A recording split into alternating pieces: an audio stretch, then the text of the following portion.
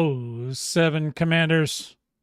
My name's Commander Will Fearion, call sign Foxtrot Echo 1 of the Vortex Squadron, the greatest squadron in all the galaxy. I love when people get riled up over that. You're not, no. Anyway, so today we're going to talk about several topics today, probably as many as I can stand. One of them being colonization. We'll talk a little bit about that today. We got some moving to do. And after that, we're going to move on to, we also have a community goal going on over there in Iridani, sorry, for those of you native to Iridani. I don't want to offend anyone, especially the grammar Nazis, the space grammar Nazis, which is even worse. And then, we're going to talk about some other things. We're going to talk about the conflicts in the galaxy aren't always about shooting each other in the face. However, it usually leads to that. But, there are other things. There's economies. There's, building your future. And we want to build a future in Elite Dangerous. And we're unclear what that's going to look like right now. And I think it's unclear to both the players and the developers. So we're going to get into that. I think we need to get into that right about now.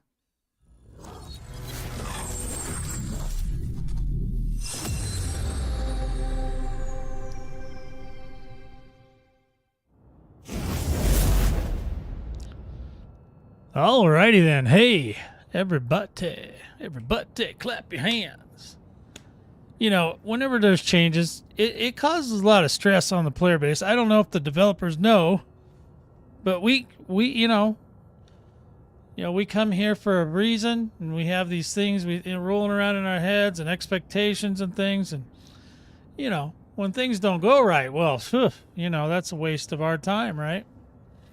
So, and as the developers are not very forthcoming with information sometimes, or at least candid thoughts, we get our 10 15 minute blurbs at the end of a video every once a month. But I mean, man, there's so much to talk about, and maybe they don't want to be influenced by outside stuff as much, and they only want to listen to people in certain areas of the web, their forums, their safe places, what they can control. If somebody's getting out of hand, they can tear them up, tell them, hey, get out of our forum, you're causing too many issues, home slice, and they throw you out.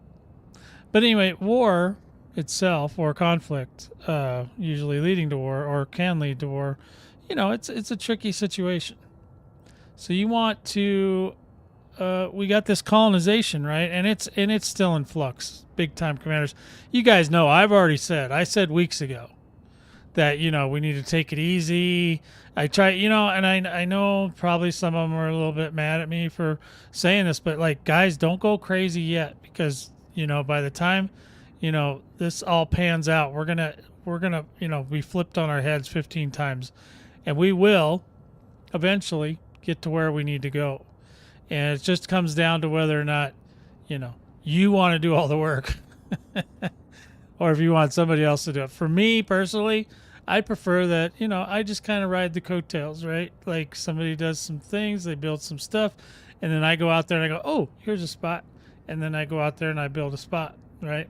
But that's all I'm doing, really. Now, the first system, we kind of went a little bit further, I think it was just more curiosity than anything. But some of this stuff is hard to do. Like I'm just going to be frank with you guys. Unless they, I think they need to have a way to unload materials to the ground ports in space, because it's just silly, in my opinion, especially if you have a high gravity planet, to try and colonize that, to try to get materials to it. Especially if we're flying around these big behemoths that just will drop like a hot rock, and hit the ground, just slam into it. And, so it's one of those things where you want to make sure that, the juice is worth the squeeze all the time, right? So, the right now, like the planetary, they want us to build planetary stuff. Obviously, that's part of the deal, and it would be great if we could do that without so much issue, right? Because like right now, like I said, if you're trying to truck equipment and getting to the down to the planet is kind of a challenge for for me, and I'm sure others. There's always there's the challenge of slamming into the ground. There's the challenge of you have to kind of line up around a planet and aim. And it takes a little bit longer. Then you got your glide time, which is forever, and and then you got to go figure it all out. You got to make sure you're not, you got to get your ducks in a row, all that stuff. It's a little bit more challenging when the space ones have zero gravity. They're easy to land on. You can, auto dock with them. You can't auto dock with the planetary stations, and honestly, I think that's a problem. I think you should be allowed to dock with them in space, just to load them up, to get the materials. I also believe strongly, especially now that we're getting out past normal people. The average folks are about 500 light years out now, 500-600, and that's normal. That to me seems more normal because they're mostly building bridges, and so there's going to be these. If you look at the galaxy like a bunch of rings, right? There's the core bubble, and then there's every 500 is going to be another ring, because that is where the carriers have limitations, right? So the carriers are going to have to jump out 500, and then they're going to have to jump out 1,000, and then 1,500. So there's still restrictions on the amount of time that it's going to take. And guys, 1,000 light years is nothing. Things like Colonia are 22,000 light years from the core bubble, right? That's a long way, my dudes and my dudettes. Okay, because that ain't no joke. It's gonna take a hot minute to get out there. Maybe even I don't know how long it took them initially to get out there to colonize it, but it's gonna take at least that long. I mean, they didn't really colonize it. The developers colonized it for them when they did jump through certain hoops for them, right? So now they're making us jump through the hoops. If we want something, go get it. Go get it. Why are you here? Why are you still talking to me? Just go get the system. Do what you got to do, right? So, they're building their way to. I know some of the AX groups, the AXI specifically, built out to the Pleiades. Now I don't really know. I don't remember how far the Pleiades is, but I don't think it's very far because they got there fast, like, and they've got a sizable group, comparatively to other groups. Like my group's real tiny, and plus, they're mostly not motivated. They're mostly lazy. It's funny because, we did this drive and we got all these recruits and stuff like that. But at the end of the day, with all the new people and all that, they figured out pretty quickly that this game ain't no joke. Like, you got to work, right?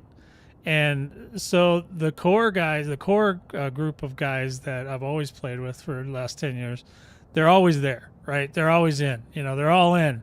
Whatever it is they're doing something, right? And they're working to make things happen. And some of the newer guys, they can't hang. They just don't understand. They don't get it. They're like, God, that's like a job. No kidding. It's like a second and third job together, combined in one. And that's your job. But that's cool and all. It's just funny to me because it's like I like freshness of refreshing things and getting more. But the people that are playing now, I don't feel they don't have that same motivation. And it was something I was thinking about the other day.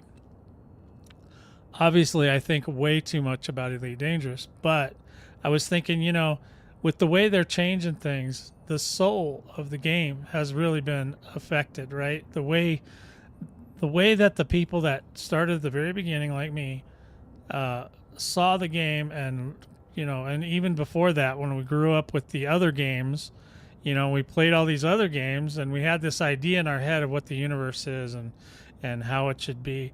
And now it's getting, everything's getting turned upside down, right? So I've made this analogy 3-4 times. It's like they took the junk drawer, shook out everything onto the ground, and now they're just picking up the pieces they want, and they're reconfiguring everything, which is actually one of the Vortex Squadron's mantras. It was you disassemble everything and then put it back together in your own vision, your own way that you want. And so, yeah, and I feel like the soul of Elite Dangerous has been affected because of this. And I also, the other thing that really bothers me is I love the fact that there's like this community of content creators, but it annoys me when there's content creators that are making content about a game that they're not really playing much at all. It's like, I used to have this problem before, right? So I used to do long time ago, I did a bunch of Kicksite games, which you may or may not know of, but they were real-time strategy games, and base building and stuff was a big part of that, and actually system building, actually not the same way in this instance, but having all your friends in a close, tightly knit area, and if you had enough people, you could like fill up a whole sector or whatever, so that nobody else could get in. That was fun. It made wars a lot easier. You had choke points, shit like that. So anyway, that may be a thing in the future. I don't know, because the problem in this game, obviously, one of them is the distance. So you have to travel a distance to get to places. And I think while we're traveling in these outward, directions, eventually you're going to have just little islands of, people that play not only in their own private groups, but in their own private areas of the galaxy. And we're going to have to figure out, and I don't think we're ready yet, but we're going to have to figure out how to make our own economies out there. Or plan B is they might have to allow us to do some sort of, for certain distances, we might need to be able to have player run wormholes or something like that, where we can, jump out further, because I think at about 1,000 is going to be the limit for a lot of people, 1,000 light years out, because of the distance covered. Because once then, and having a carrier is pretty much, that's a must have. You must have a carrier, and you must take workers with you, right? So if all your buddies don't mind spending the tritium, they can fly their own carriers out, and you can fill up multiple carriers, do all that stuff. But carriers are going to be a huge, people are talking about they want to carry more cargo. Well, yeah, the bubble is not going to be the thing for long, right? So people are going to want to go out way past that, because it's a big galaxy, right? But I think at 1,000 light years is where there's going to be a bottleneck, because we're going to have to start building our own economies and being able to pick up materials. I don't think that they're going to there's only 6 of the Trailblazer ships, okay? Now, around the bubble, that's a ton, right? But when you get out 1,000 light years, not so much. It's going to be a really difficult situation. So you're,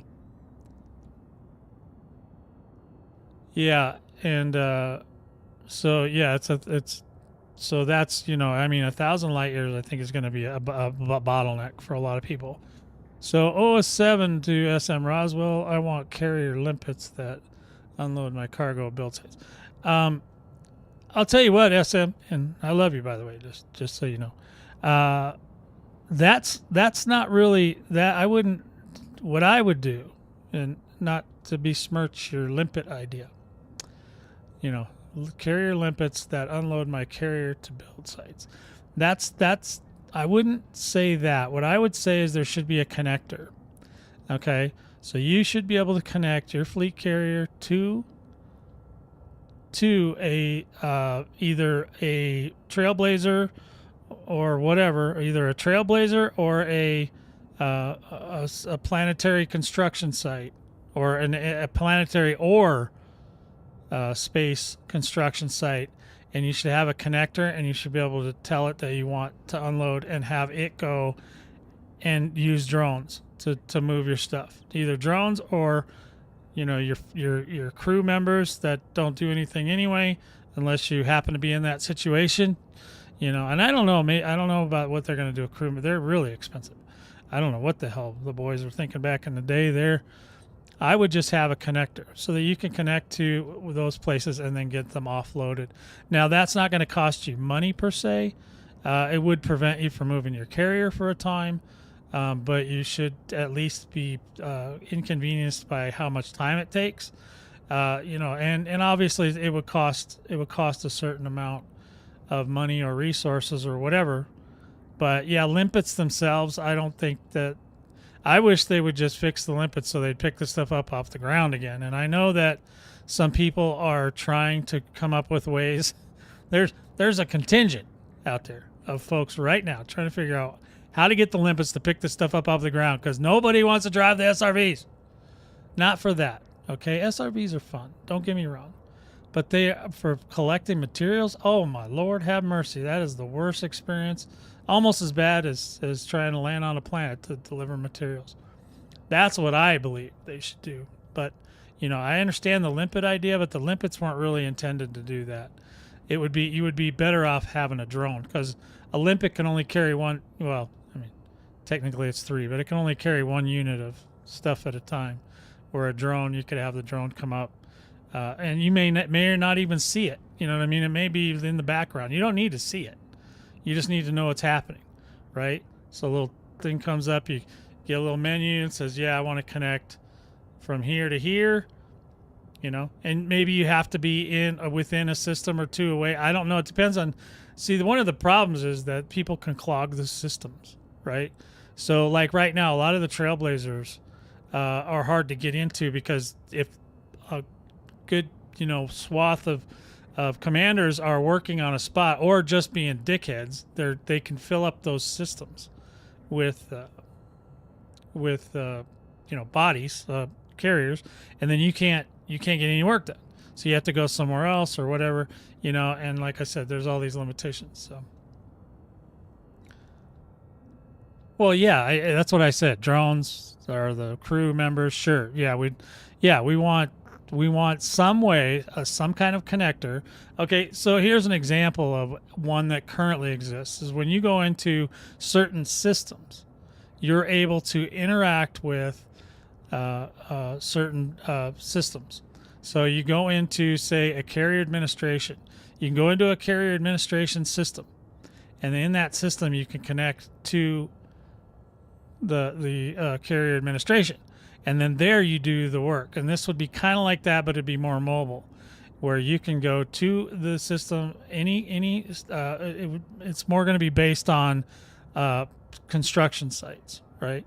So any construction site, especially if you're the architect, you should be able to connect to it and then deliver materials. And I guess anybody should be able to do it, really, because we're not trying to, it's not about making one commander do all the work like it used to be, right? So they're trying to open that up a little bit so that people can help each other, because realistically, that's the right way to do it. So you should just be able to have your carrier and then go into a system and connect it to the drop site and then have it unloaded. Now, how that actually plays out doesn't matter, just as long as that your carrier is offloading to a system, a construction site. That's it. That's all you need. You don't have to get all crazy and have graphics and things and showing. You don't need to see all that. There's a lot of games that do this. And I go back to this one a lot, but V Rising was one where anyone that that you controlled, any of your familiars, say, you could literally send them on missions, and it had a little thing that comes up. It goes, okay, I want this familiar and this one to go over here and get this, and this familiar and that familiar to go over there and get that. and then it would take whatever time it took, 24 hours, 48 hours, whatever it is.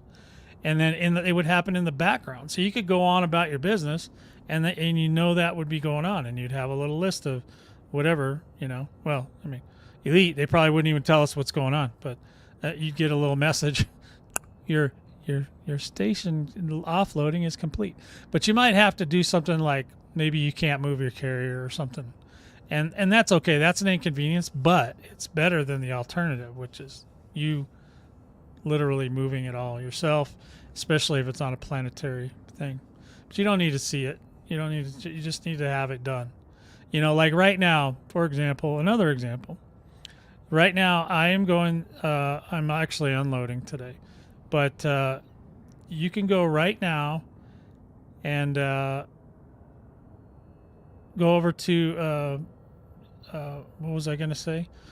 What I've been doing, what I've done so far, I've gone over, I parked my carrier next to one of the Trailblazers, and then I put in a buy order for all the stuff I wanted. And then, basically I marked it up 600% and said, yeah, guys, here you go. And then I just basically, I posted about it in my Discord, right? But I didn't say anything else. You know what I mean? I didn't advertise it anywhere or anything.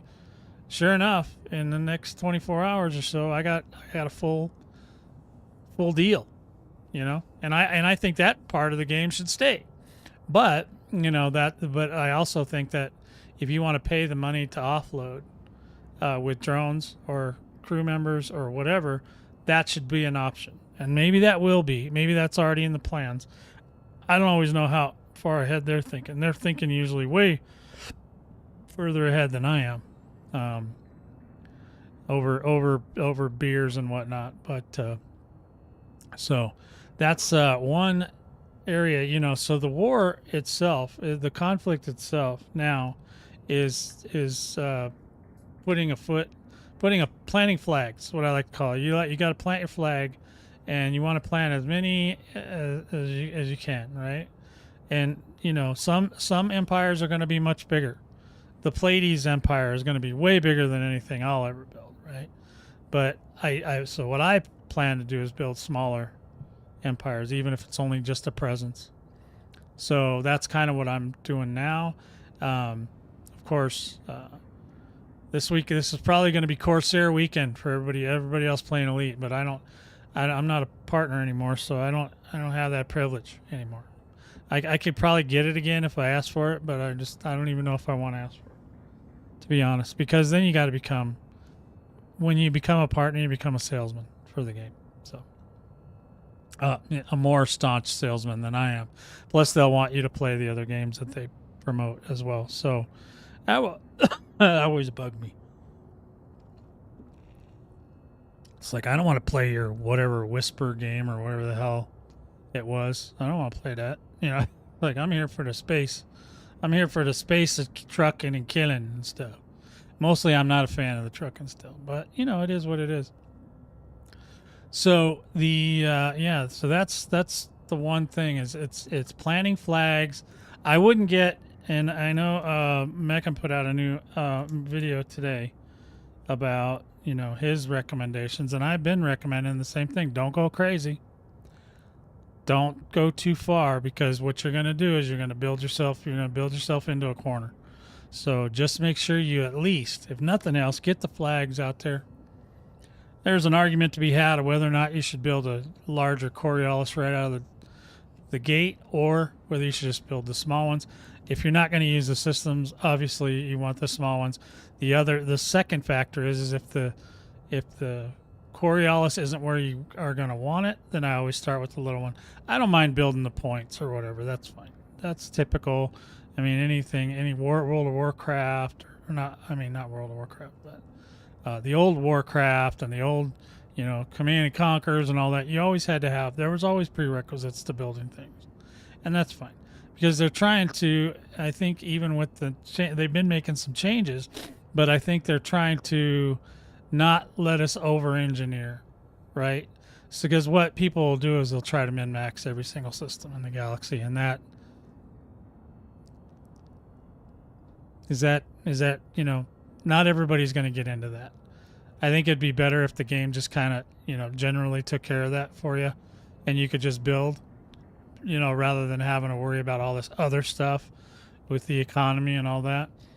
There's going to be a lot of people that are down with that. There's a lot of people that are not going to be down, and they're probably going to err more on the side of the people that don't have a clue what's going on.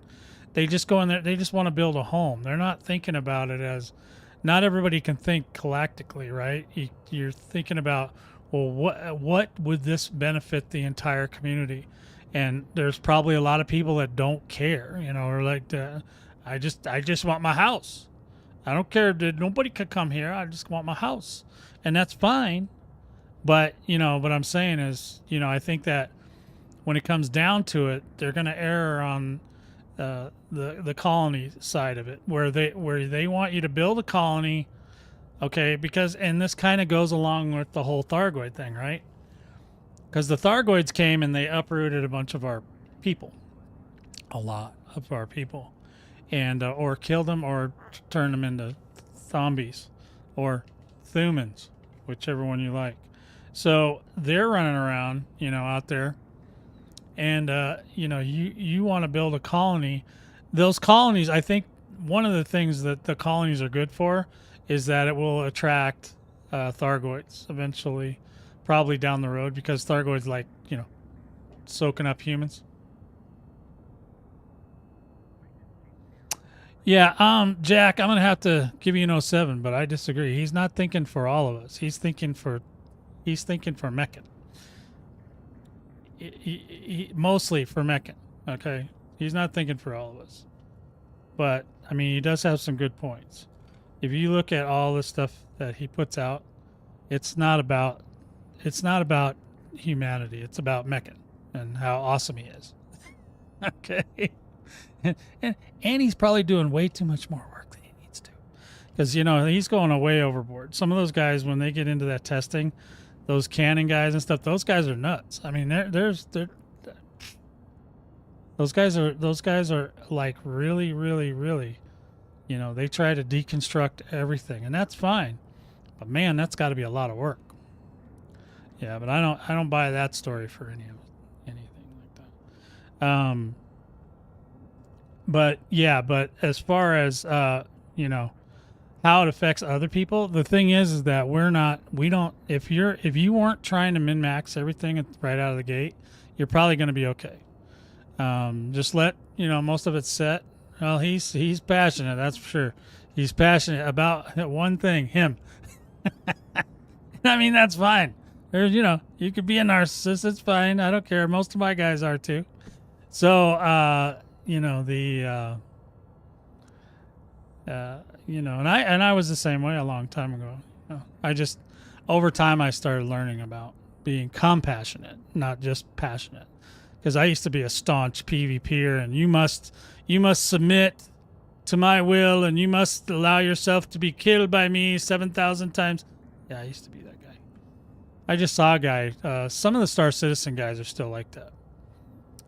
I saw one doing a video about Elite Dangerous. Well, he was basically talking to somebody that knows about Elite Dangerous, and he was asking questions and all this stuff, and his idea was, the galaxy's just too big. They need to bring it down so that people have to deal with other people. And I was like, yeah, and I told him, I just made a comment on his video. I was like, that if they did that, then it wouldn't be a 1-to-1 representation of the Milky Way galaxy. If people want to fight, then they know where to go. I think people get hung up on trying to make people do whatever they want to do. And it's like, if you don't want to do that, then you shouldn't be playing this game, because this is how I play it, and that's how you should play it. I hate gatekeeping. I do. I really hate gatekeeping. I used to do it. I used to gatekeep hard, more than I do now. I mean, I do basic stuff now. Like, I just want to make sure that people are real, and that they're truly interested in what we're doing, and then we go from there. Urban Orange, there he is, the man, the myth, the legend, the Urban Orange. 07 to you. So, it's all good, but you gotta kind of sometimes you gotta see through, what's going on. When like I do it too. When I complain about stuff, it's usually it affects me, and sometimes I'll fight for somebody else, but they really have to sell me on it. Like I know for a fact, like there's people that are upset about the Corsair not having 6 utility slots, but you don't need 6.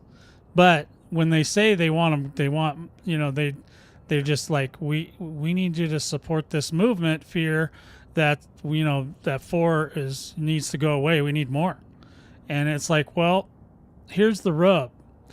The rub number 1 is they're not going to redesign the ship now, right? It's done.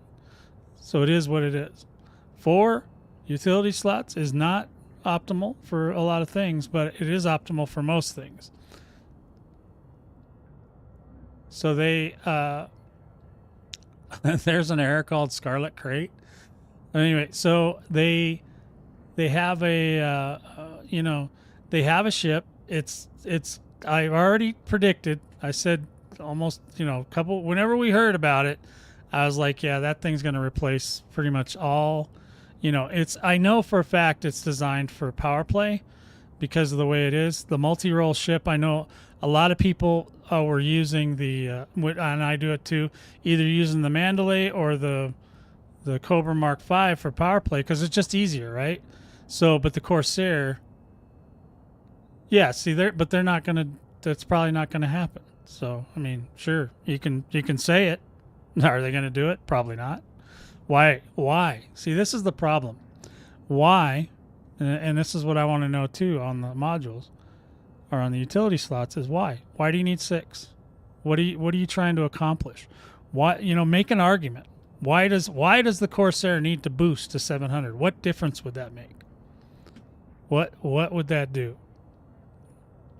You have to sell it, guys. You know what I mean? You got to sell it. If you guys want them to even consider these things, which I don't think they're going to with a spaceship. But they're worth certain things like, I know they did one thing. Remember I told you they needed to put hydraulics on the T8s? Well, they did put the hydraulics on the Corsair so that when you land and you want to take your SRV out, it goes up. I'm like, God, I'm a genius. Now, I don't know if they did it because of me, but I'm just saying. That was a great idea. That's all you needed was just to have it lift up. Sometimes the fix for things is just to solve. You want to solve one little problem. What's the problem with the boost speed? Why is it? What is wrong with the boost speed? And are you sure that it doesn't already get up that high? You want it to have the boost speed of a Viper? Is that? Or what is that one? The little one that goes real fast? And 07 to Dark Nexus, sorry. Well, I mean, what does that mean? But why? Why do you need it to go 700? Why do you need that? So the hype got you? Come on, man. Work with me here. Give me a real reason that it needs to be 700. What problem does it solve? What does it do? And does it fit with the mass and all that other stuff? Does it fit? Now maybe you can get it up to 700. Did you guys try? You guys haven't tried engineering it yet, have you? Maybe you can get it up that high. It's possible. But you guys got to know there's trade-offs for everything. So if you want it to go 700, you might have to make it like really like a piece of paper. Then it'll go 700, I'll bet. But I don't know. But I don't know why that's a concern. That's what I'm saying.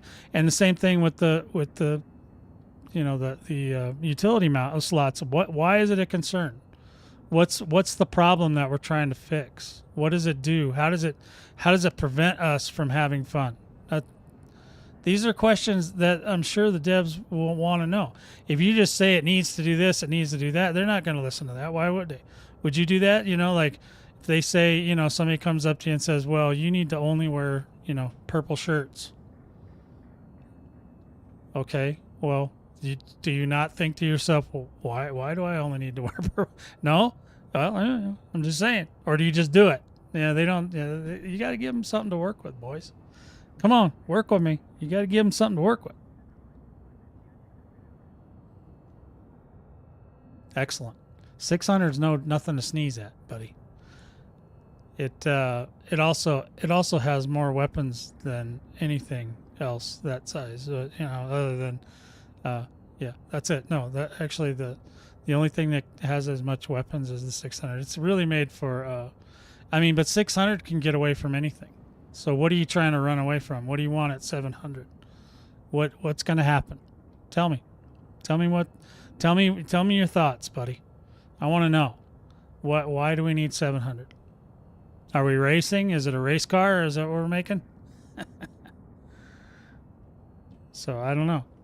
Yeah, I still haven't figured out what the problem is. $300. Oh boy, there's some shenanigans going on in my world today. So yeah, that's cool. I'm glad you guys got to look at it. I haven't looked at it yet. But I don't really care if it goes. Anything that can outrun Thargoids, I'm good. I'm like happy. And 600, I'm pretty sure can outrun even Medusas and Hydras. So I think it'd be all right. Yeah, I don't know what you need to outrun. But Type 7 was not. I don't know of any. The hype over it is the fact that there's 3 modules on there that's Type 7 that are Class 7, and that's really good for a medium ship. That's big. Those are huge. But as far as speed wise, I don't know. I'd just like to know what problem we're solving with that. With 700, why you want it to go 700. And don't forget too, boys. They're going to come out with new. They're going to come out with new other parts too. This Thargoid stuff, it's not over. They're going to build more stuff. They're going to build. Maybe they'll build us a faster engine that's a Thargoid, version of an engine that does go faster, and maybe that's why it's at 600 now. But we're not going to get them to go back and change the ship now. I don't believe. What you really need to have them do is make a new Class 7 engine.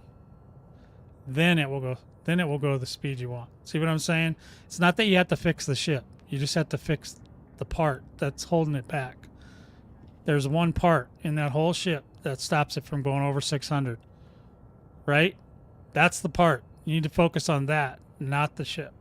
Because the ship is capable of doing whatever the engine pushes it to. It's not going to fly apart. It's got the super shiny aerodynamics. So you always have to come down to the core. So the argument is get a bigger engine. Yeah, but the Mandalay's a lighter ship, right? Right?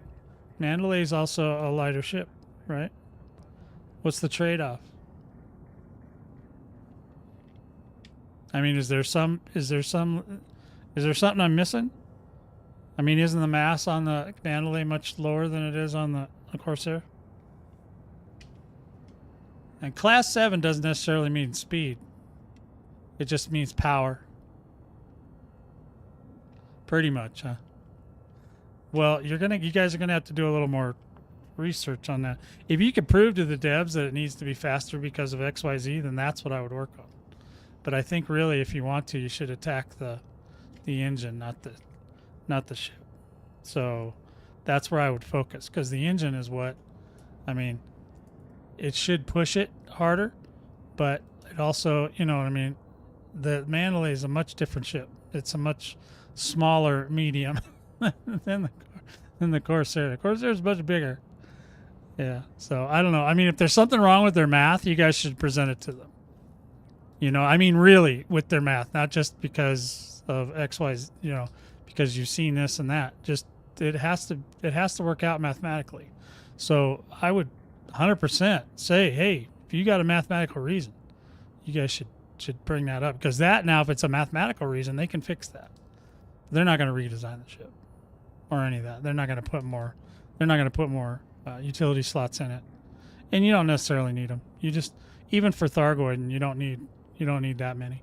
Yeah, I think what people want to do is they want to build a supermassive shield tank, and they probably don't need to because the toughness of the newer ships is much higher than the older ships, and with the right kind of, I don't know if it's going to be prismatic or maybe there's going to be some more Thargoid shields coming out down the road. But yeah, if there's a problem, if you could figure out what the problem is mathematically between a Mandalay and a Corsair, I would present that to the devs, because then they would have to address that. But just because we think so, because we want it to, doesn't really mean anything. And I don't understand. The Corsair is a much tougher ship. Yeah, I mean, that's a lot of tons, man. I mean, just look. Let's just say, look, I'm not gonna figure it out for you guys, but because I don't really care one way or the other. But you guys should really sit down, do the math. The math never lies. If you guys can prove that ship should be moving at a faster speed, do it. But my suggestion is go after the engine, because that will help. And yeah, they're built for very different things. The Mandalay's also, got much smaller hardpoint configurations, and it's got a lot less stuff going on in it, and it's got a lot less what are they called? The internals, the optional internals, and a lot of other things. So, I mean, even though it's got all this big stuff, it's also carrying a lot more big stuff. If you even look at the engine itself, the engine in the Mandalay is a lot lighter. Lighter is always going to travel faster. So I don't know how much faster the Mandalay is, but I think you guys, the comparison isn't the one you should be making. The comparison should be, is mathematically, does it go the speed that it should go? And if it's if the math is true, then the math is true. If the math is false, boom, hit the devs in the head with it. That's what I say. That's what I would do, because you're not gonna sell them on, well, the Mandalay is faster. That's not gonna work. The Mandalay is faster because it's lighter, and it's designed for that. It's also designed to go farther. I mean, next, what are they going to say? Oh, well, we need more jump range because the Mandalay can jump further when it's got this and that. We have to have like for the devs, you have to have real hard evidence that there's a problem. I'm just saying. But thank you, Urban. Love it when I get to have a conversation with Urban. So some things that are good that are going on right now, guys. I don't know about you guys, but the jump times have been great. So the jump times seem to be back down to a manageable rate. Now, I don't know if that's because more people are not playing right now or what, but there's definitely better jump times. And 07 Sergeant, the jump times have been amazing. There's still been that problem. I think I might have mentioned this earlier, but the brain trees and the shard trees are still, there's still a struggle with those to get the limpets to go down and pick up the stuff off the ground. I'm hoping that's something that they'll put back or fix or do something with, because that's a big deal. We definitely need the brain trees collectible from the ships. That was like when that was first came out, whether it was an accident or not, was like one of the greatest. That's almost SCO drive capable.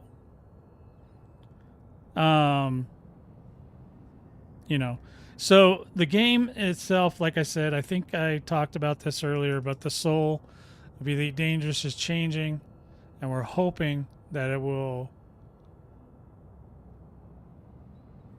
We're hoping that for some people, it means time to move on.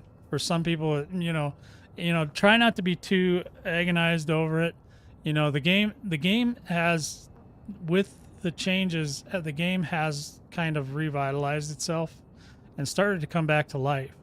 So I see no reason why they wouldn't continue down that path. They don't, not everybody wants to just live in the past forever. Some people do, that's why they came out with that's why they're probably always going to have the Horizons version of Elite Dangerous, because a lot of people can't deal with the ground stuff. So there it is.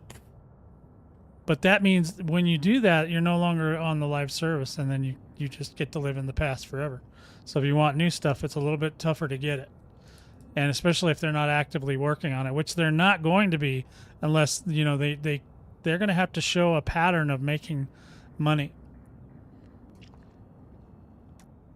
One good year is not going to, flip the script. Well, of course you're going to get it.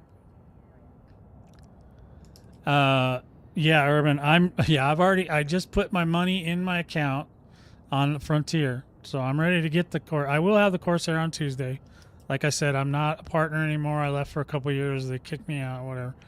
And now I'm back. But, I remember when I was a partner, I mean, it's nice that you get the stuff early, but that means you also have to work, right? Like, you see Mecha now, he's basically shilling for, he's shilling for the Corsair right now.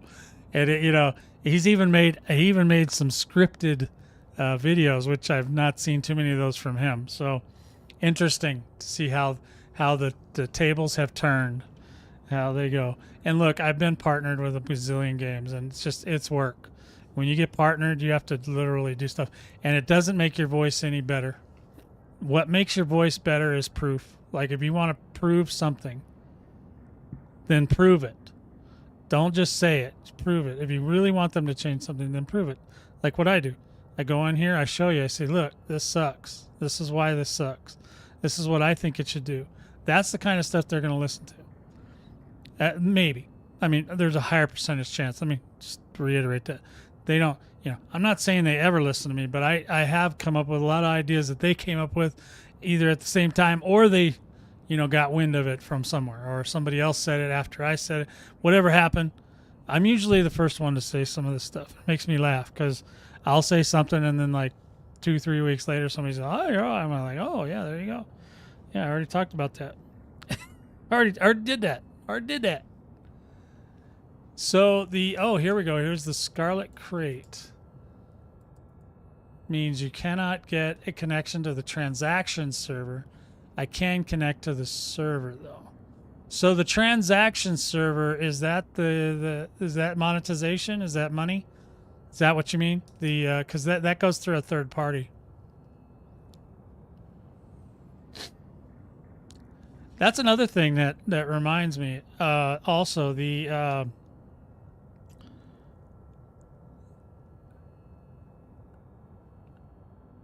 well, I mean, Sergeant, my love, my friend, my cousin.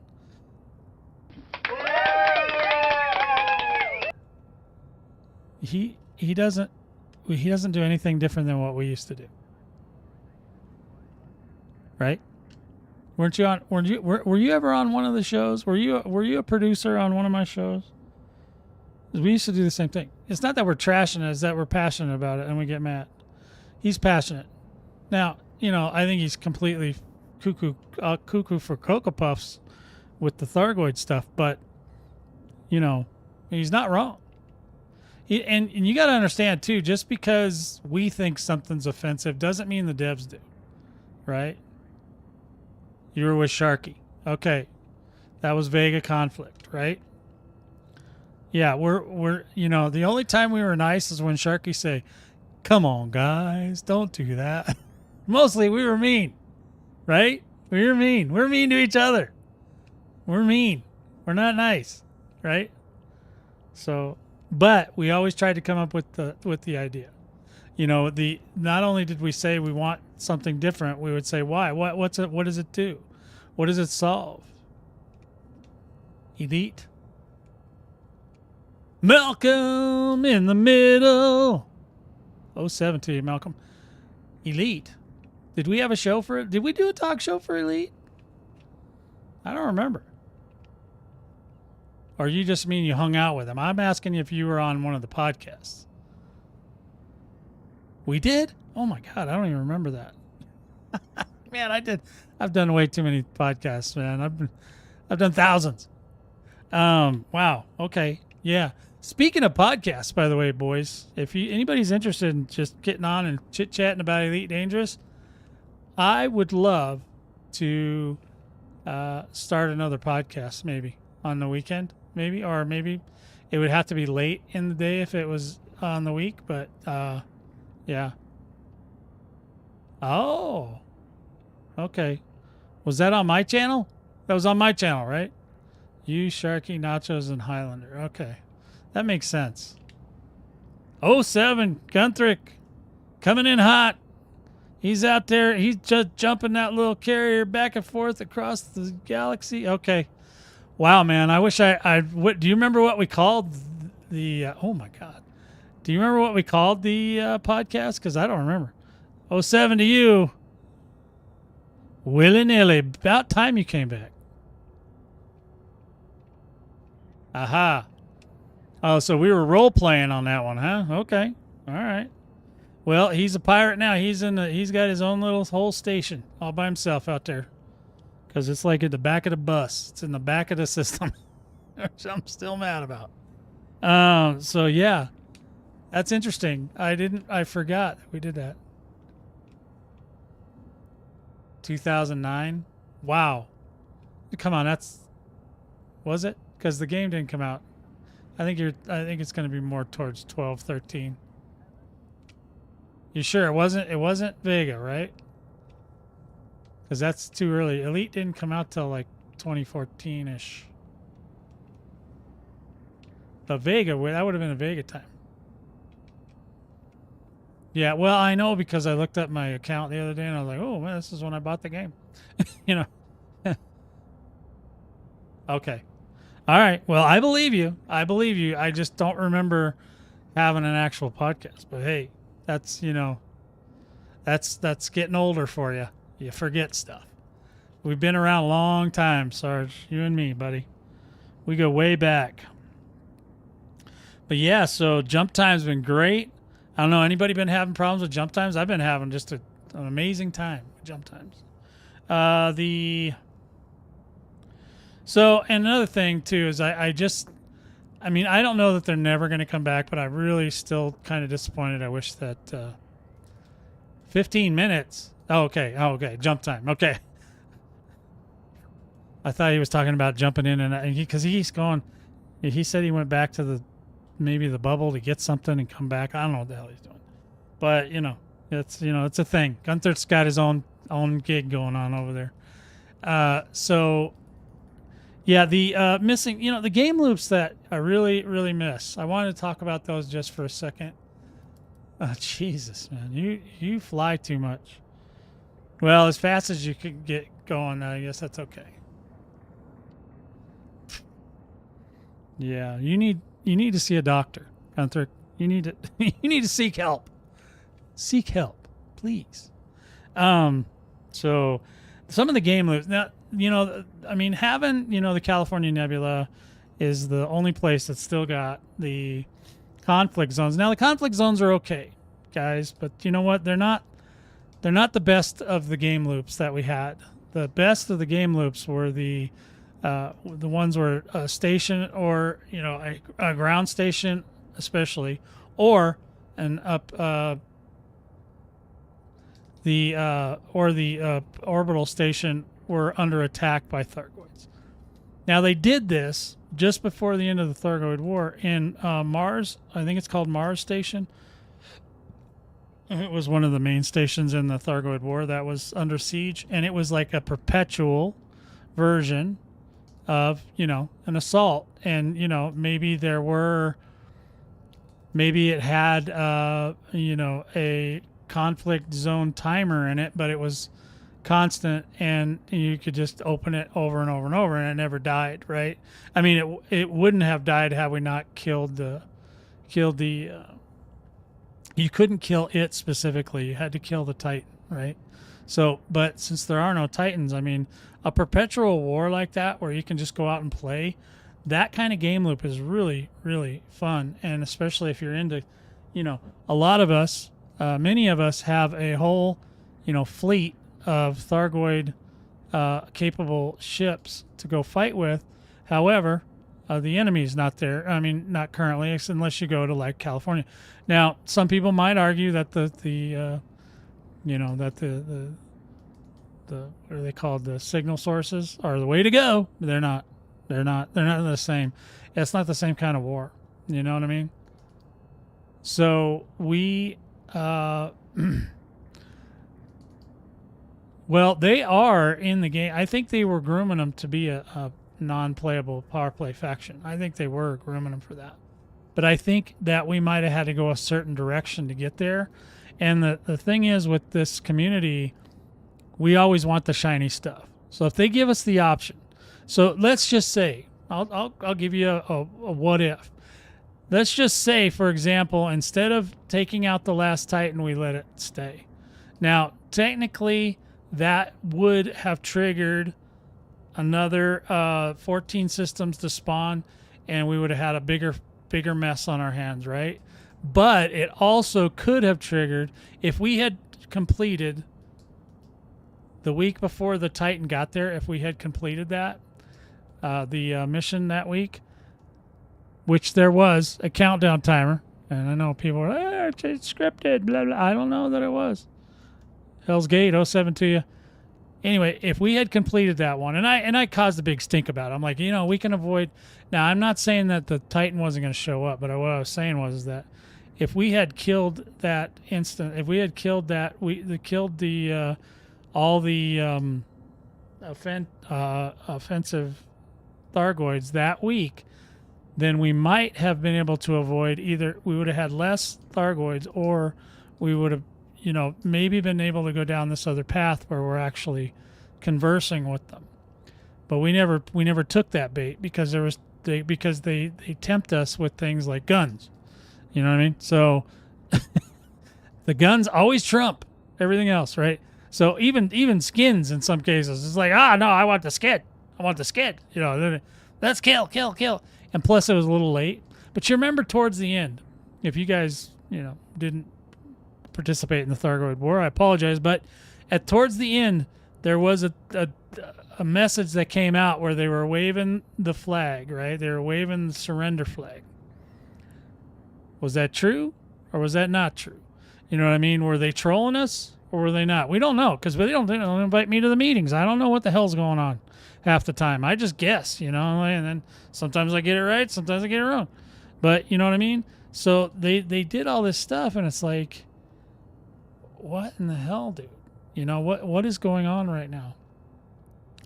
And then, but by the time that they did that, they waved the surrender flag. Everything was already in motion. There's no way you were going to stop that machine from just wrecking itself. Well, no, yeah. Well, I don't know. You're thinking like a human, Gunther. The Thargoids don't think that way. This is what I think. What they think is that we're vicious little creatures, and we never stop stealing their stuff. And so rather than try to put us out of our misery, which they could do easily, as much power as they have, they don't. They want to incorporate us into them. So they basically want to Borg our asses, right? And basically they want us to continue to collect the materials, but to not just steal it for ourselves. They want us to give it to them. Now, how are they going to do that?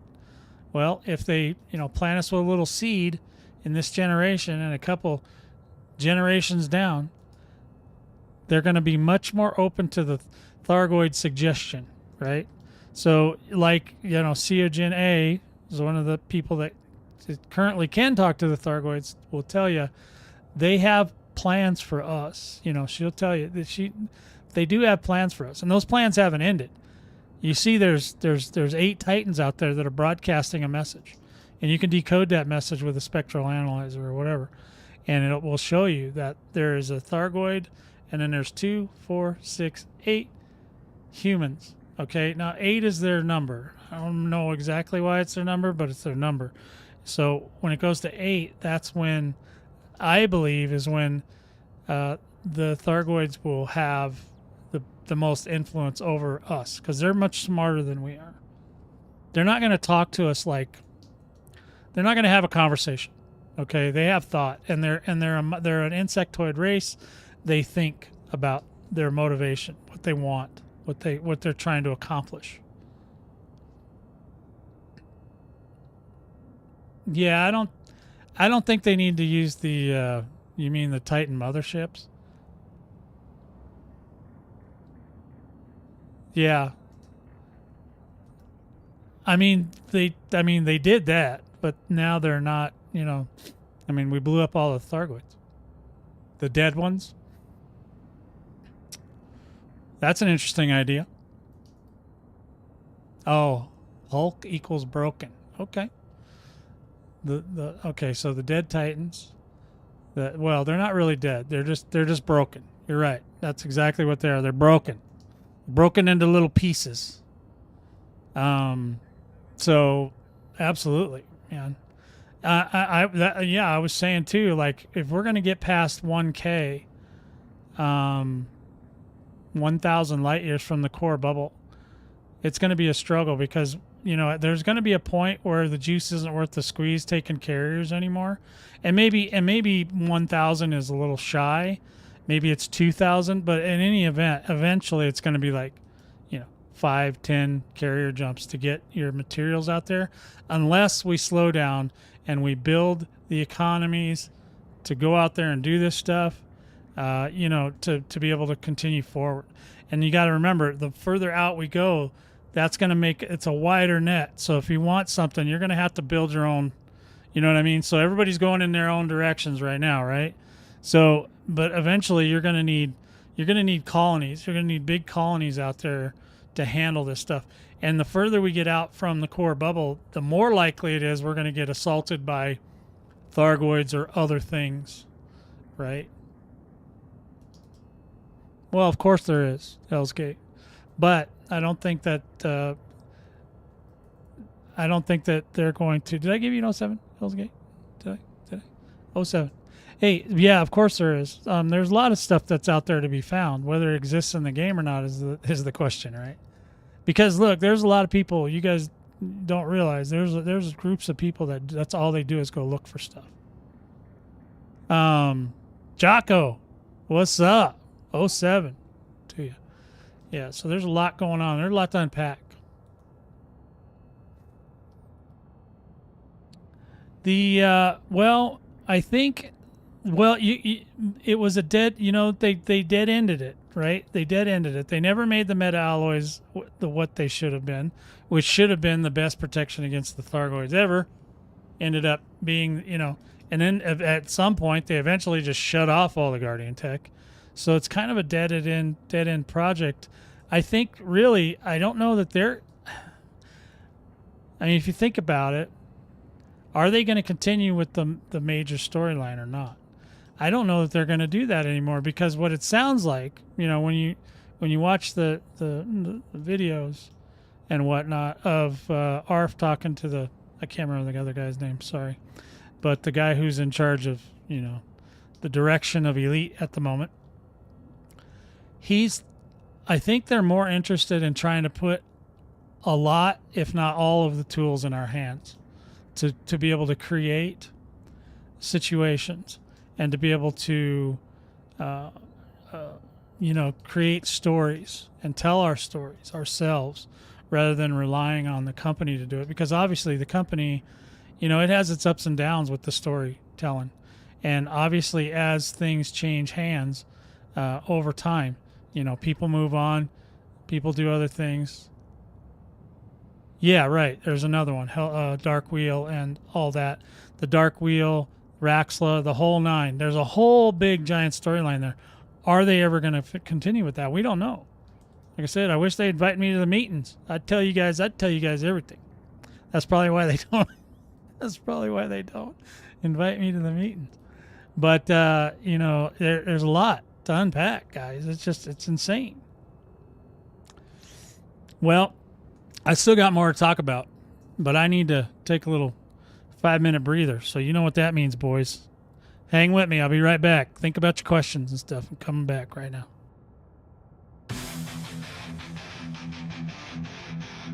This one's for Sarge.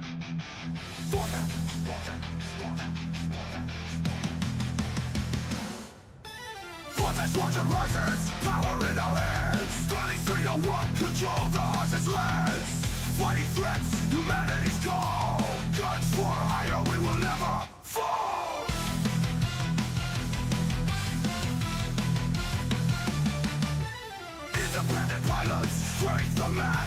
Join the cause, destruction dispatch. Victory in our grasp. Terror reigns, rushing all our lanes. With the fight, chaos and light. Blood-soaked skies, scream of the night. Merciless wrath, fear ignites. Vortex squadron, bring the light. Oblivious are still hearts of flame. Endless battle, death the game. Unyielding force feeds in the fray. Vortex squadron leads the way.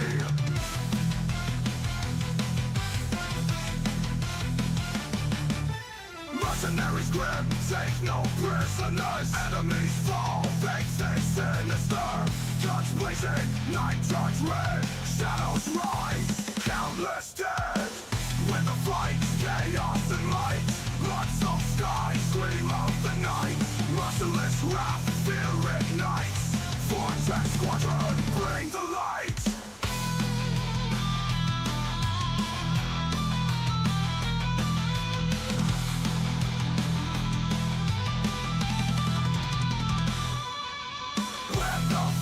Chaos and light, blood-soaked skies, scream of the night. Merciless wrath, fear ignites. Vortex squadron, bring the light.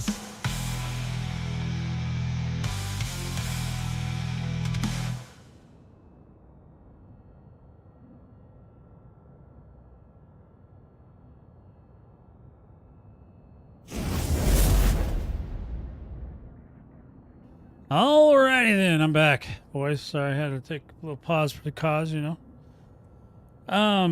So hour 2, we're still talking. Man, I've been talking a long time today. I got cargo to move.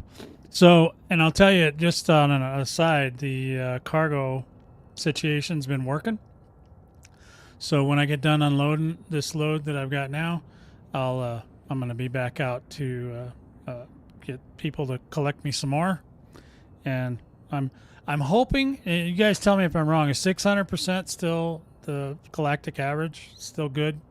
600% markup on getting things delivered. That sound right? Some of you marketing guys. Also, we got DJ M. Hey M, what's going on? Pop music. Talk about pop music. And Mystery Void, perfect break music. Now, I think you meant BREAK, but just saying. Break. Or is it lunch? BREAK. Just because it made me laugh. Just because you made me chuckle. I appreciate that. That was a good one. So, what I was thinking, I don't know if any of you guys want to talk about the game. Yeah, 100, baby. I'll give it some hundreds too. It needs 100. It needs some loves. I'm gonna put some loves in the chat. So, and you guys are welcome to use those and the emojis, all that stuff. Okay. So if you're interested in talking about the game, let me know, because I've got a new. I've set up some podcast stuff.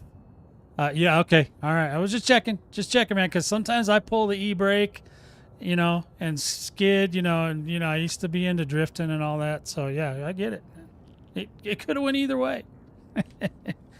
Anyway, so, yeah, I'm thinking about starting a new podcast. I want to start a podcast with people that are actually playing the game, though.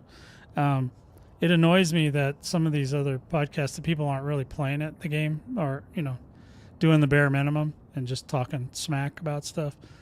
I want to kind of get into some real topics like what we're getting into today. These are like relevant for this moment in time. Everything changes. It goes real fast. But so anyway, I was talking about, and I don't think I got that. So one of the game loops I was talking about was the ground or the spaceport assaults from Thargoids. I really miss those. I really miss the Spire sites. The TYRE. Yeah. So I really miss those, and I really miss Spire sites. The Spire sites are so beautiful and so amazing. I mean, you know, if there was another way we could utilize them, you know, maybe it doesn't have to be the, you know, the $1 billion generator that it was previously, because obviously when you're not in wartime, they're not going to pay you as much, and which right now they currently still do, but they don't have to. I mean, they could, you know, it's not wartime. I mean, you're getting paid by the Pilots Federation, and they can raise or lower, you know, the prices of that stuff anytime they want. I mean, obviously, fewer people will do it if it's worth less money. But, I mean, a lot of us that are doing it now, we're already gazillionaires, so we don't really care about the money as much. I don't believe. I don't know. I guess I can't really speak for everyone, but I don't see why they would care. I mean, you know, just making numbers go up is not always the way to, you know, to win. You know, you're never going to win the game. So just have fun, play around, have some fun. You guys see all the different, there's other game loops that people have generated. They're even cool. Like these racetracks, they got the, yeah, I think mostly they're ground. There's ground racetracks. I'm sure there's space. You know, they do the space racetracks where you got to fly around to do serpentine through a station or something. I mean, there's all this stuff, you know. But the ones that I really miss are really like the Thargoid loops.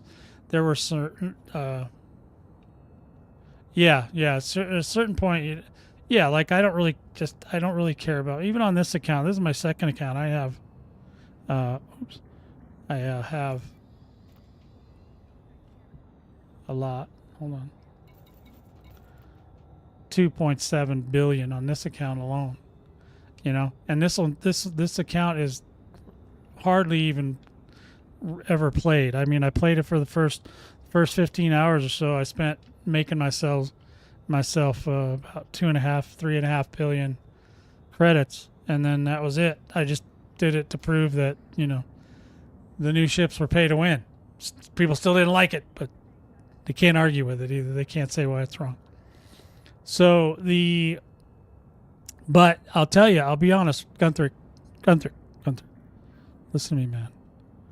Some of these guys, that's what they live for. They can't play the game if it's not giving them something. They have to be retrieving a thing, whether that thing is resources or money. It would be nice if it'd be. Yeah, they're very greedy CEOs running around Elite Dangerous. Which reminds me, going off on a tangent here, there was a guy that was talking about Elite, the Star Citizen player talking about Elite, and he was saying something about what the hell was I thinking now? He was saying something about the game where he wanted to, you know, control, you know, the size of it because he wanted everybody to have to deal with players, and I'm like, you know, that's not really a thing. You know, so that's interesting. Yeah, pay to win. Is that how you justify it? Pay to win done right. That's our new thing. Living for the grind. I know some people do that. See, and that just drives me nuts. Like I get like crazy. Like I can't do that all the time. I have to go do something else. Now I don't mind doing the same thing over and over as long as it's like, to me it has to be enjoyable whilst I'm doing it. So like if I'm grinding, right, doing Thargoids, technically you're grinding for credits, but it's fun. You know what I mean? There's a lot of things I'm not so thrilled about if you're, you know, doing that. So, yeah, I know. I've heard some people are struggling with that. I'm hoping they'll fix that, DJ. A reward for the grind. Well, there is. You get the thing that you've been grinding for. 07 to you, KS.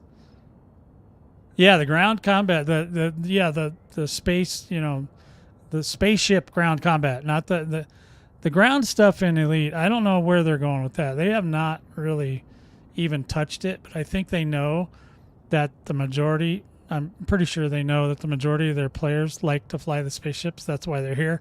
And the ground stuff is just kind of like, yeah.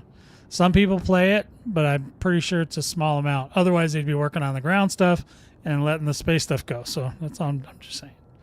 Because they want people back, and they want new people. So they're trying to do both. And flying spaceships is pretty fun, and it's the best simulator that I know I mean, as far as actual flight sim for space, it's really good.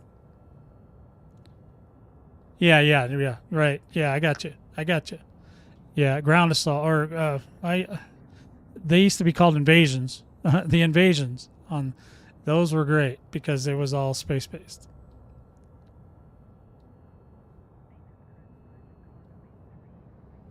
Oh yeah, they thank you every day. They do. They thank you every day. They go to work and they make you more stuff to grind. Because you do it, they think that you like it. So they make you more. More grind. They say thank you all the time.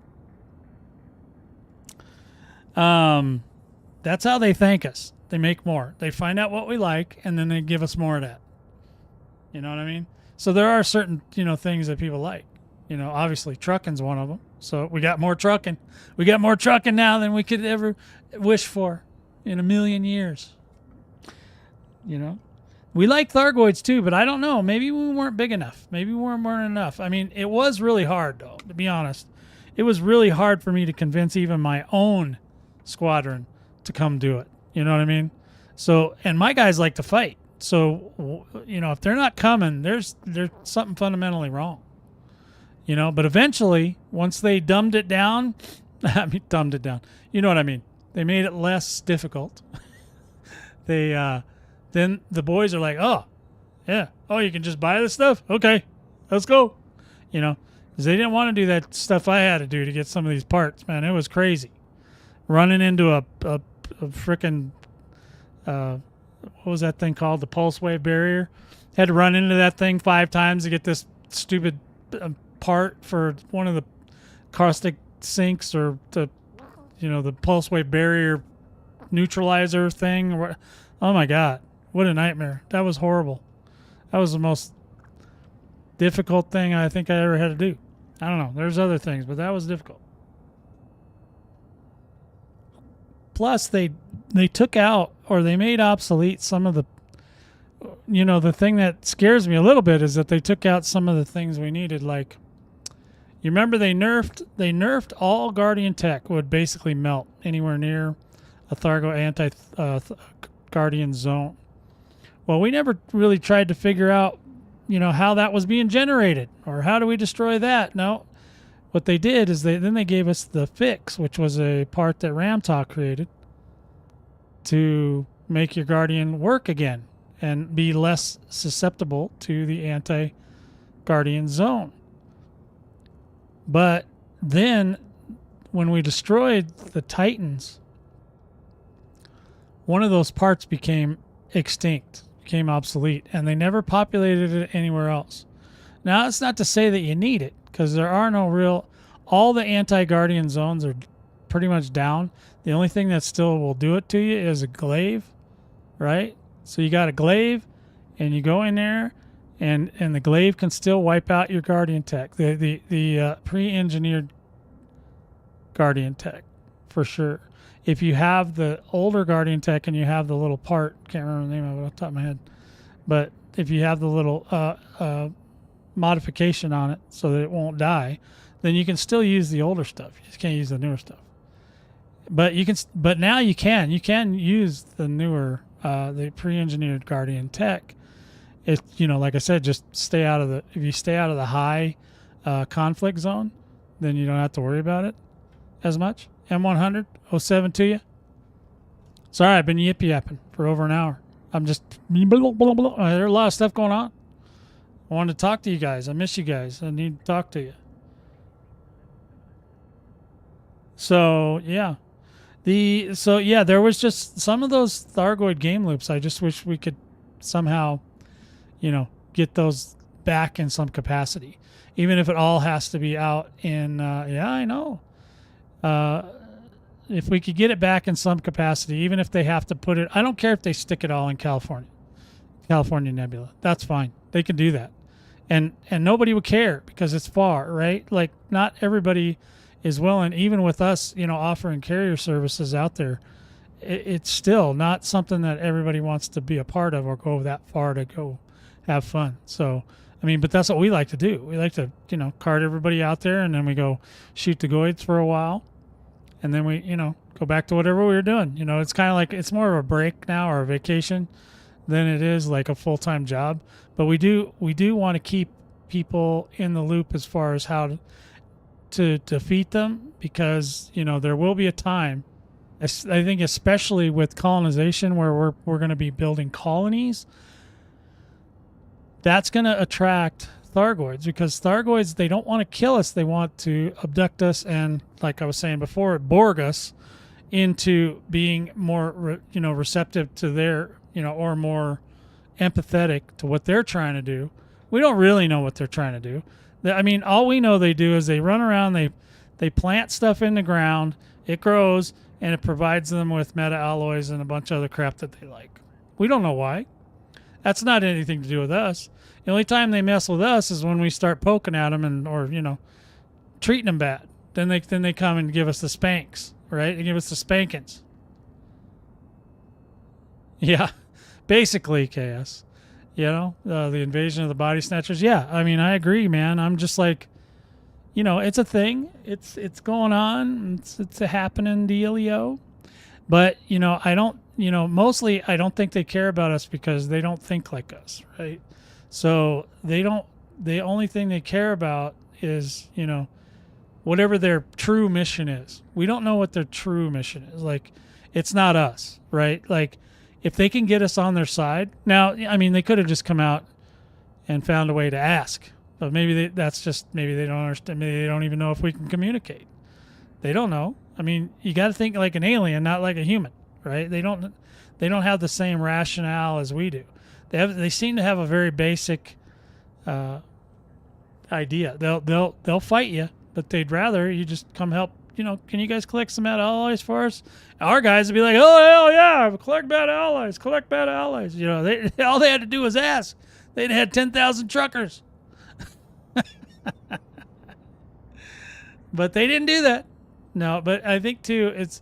And going forward, I don't know if, if they're going to continue with the narrative of the game, or if they're just going to let us do the whole thing. Well, yeah, of course, if the rewards are right. Well, they probably don't, but you know what? The developers do. I mean, we would still get paid in some fashion, whether it's with power, with they bestow us with Thargoid tech.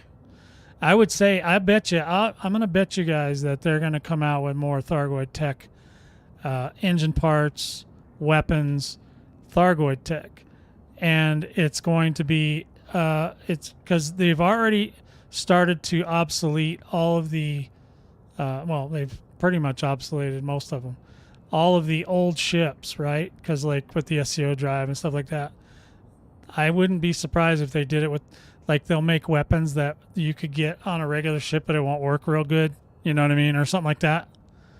I bet you that's coming. I bet you, because what they want us to do eventually is they want to upgrade us to these new ships. Now, can these new ships have interiors? I don't know, maybe. But I bet you there's a much better chance of getting an interior on these new ships than there was on the old ships.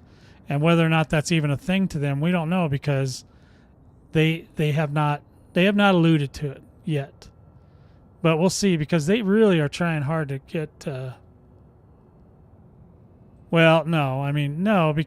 but you got to understand too that most of the people that play the game, a lot of the regular folk, they don't care to the max. Like we like to min-max everything. Not everybody does that, right?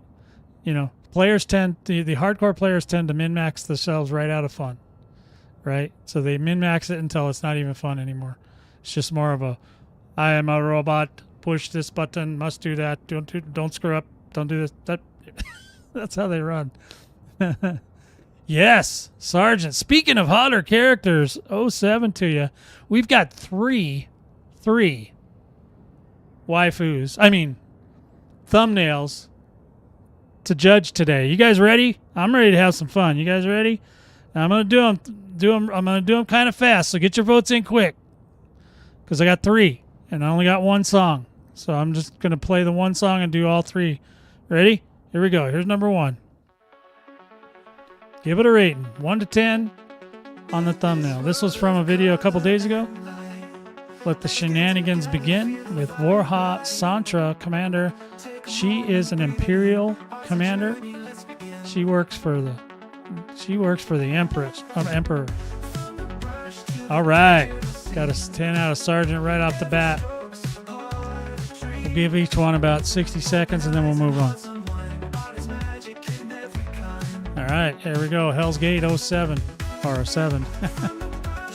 7 from him. Oh yeah, KS gave her 7. Yeah.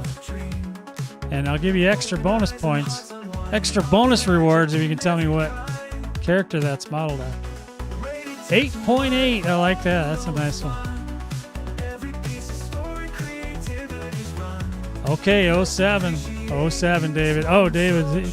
07 to you, David. Thought that was a rating. Sorry. Well, she will smack you in the head. All the pilots that work for the Vortex Squadron are dyed-in-the-wool killers. Clean, methodical, thorough. They will kill you in a heartbeat. And not even care. See that look? She's got that look of, I will eat your face. All right, getting ready. I'm going to move on to number 2.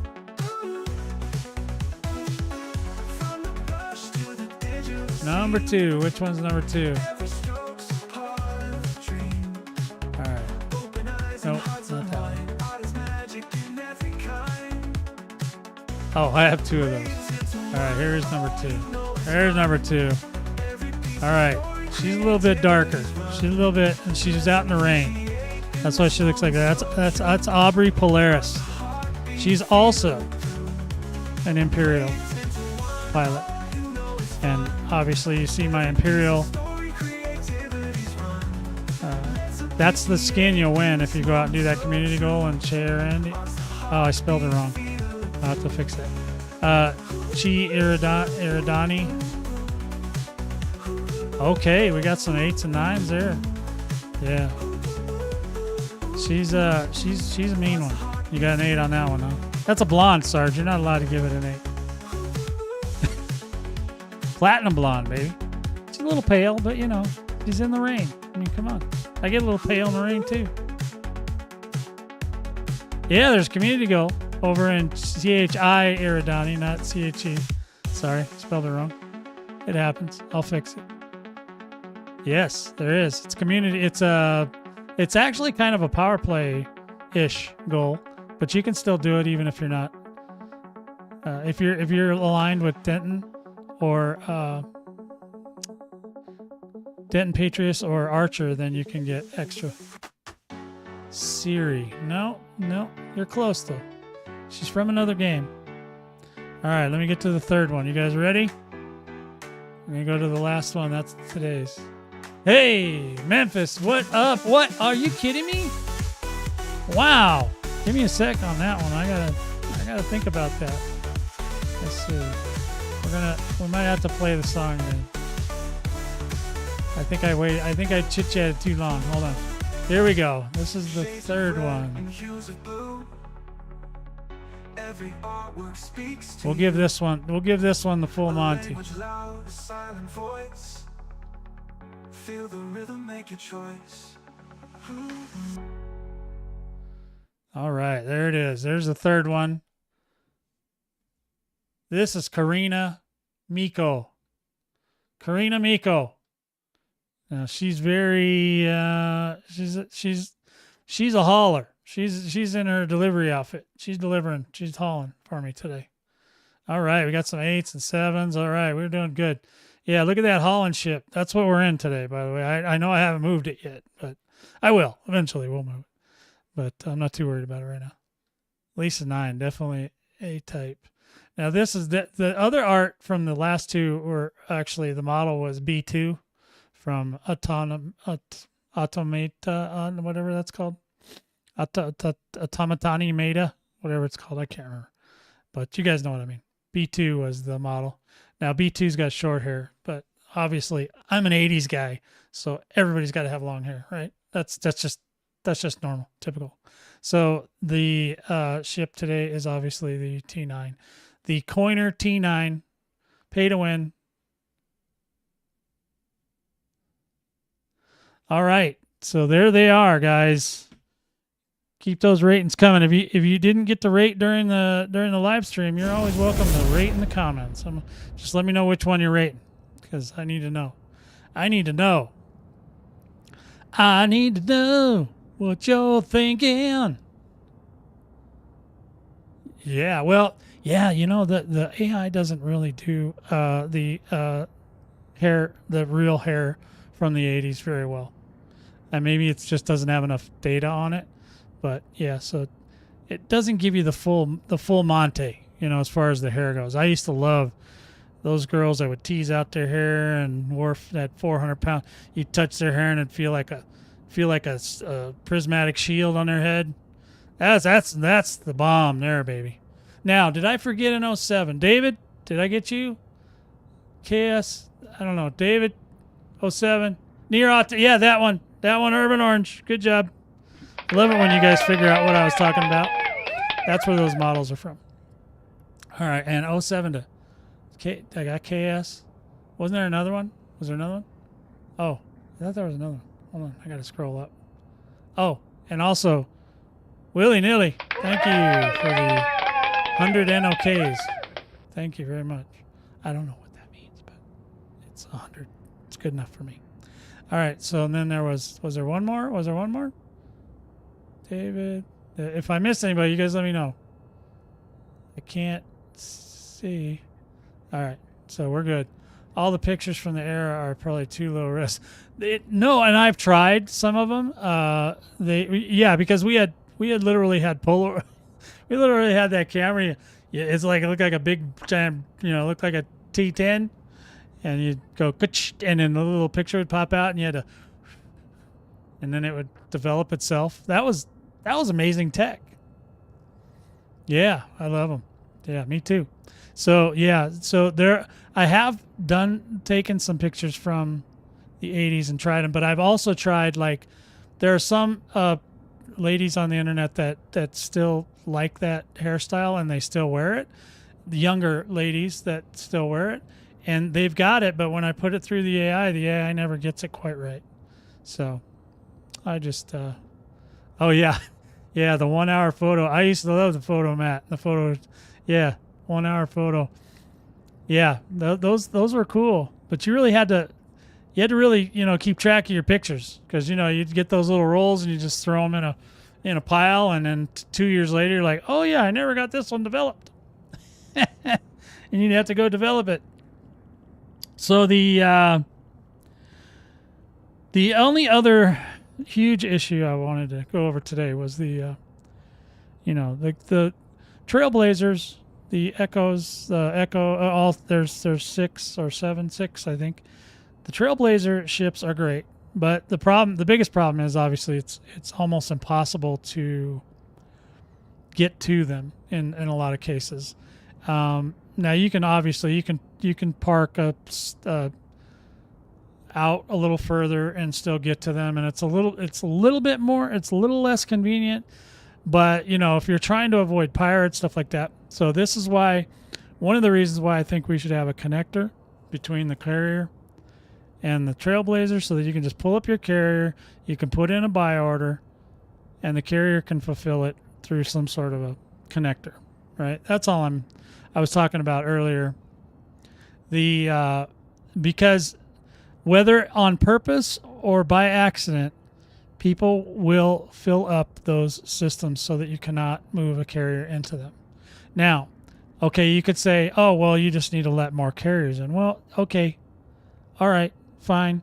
But also, they need to rework. If they're going to do that, they're going to have to rework. That system works terrible right now, right? And the Trailblazers, you can't even bookmark them. You have to go to the system, to the planet, and then you bookmark the planet that they're near, and then just use that, because you can't physically bookmark them. They don't show up as a carrier.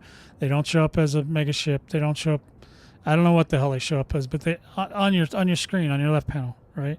So the only way you can see them is if you go near them, and then you can't even target them over here. You can target them, but you can't bookmark them. Like there's a lot where you can like, this one's not letting you do it either, but you should be able to hit a bookmark, right?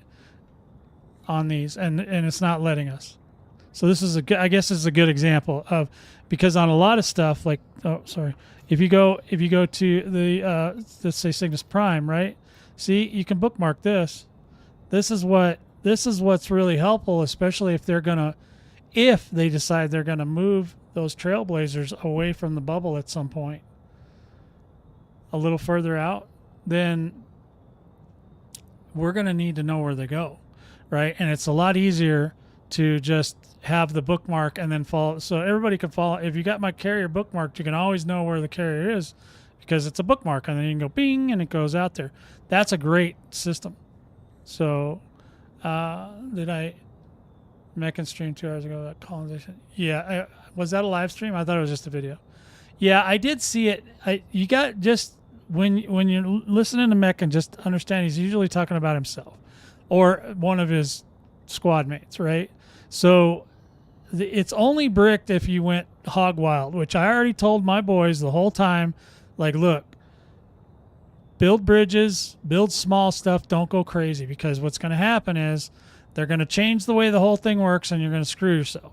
So if you were literally trying to go ahead and do the whole thing now, I mean, that's shame on you, right? I mean, you should have, especially people that rely on facts and spreadsheets, they should have known. And they already knew ahead of time that this stuff was going to change. So I'm not feeling terrible for them.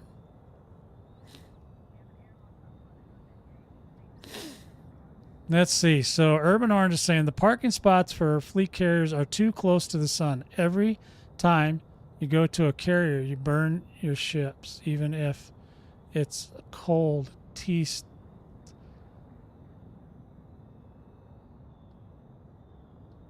Well, I mean, okay. I don't know. Yeah, I've never had that problem, so I'm not sure I understand completely there, Urban, but I understand. So what I would do though instead is just move your carrier out to a specific. If you're unloading and loading, you need to move it right where you're doing the work. So scoop hydrogen.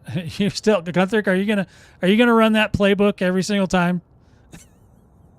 The hydrogen and convert to tritium. Why don't they just make it so you can just scoop with the carrier? If it's even near a sun, just have it scoop.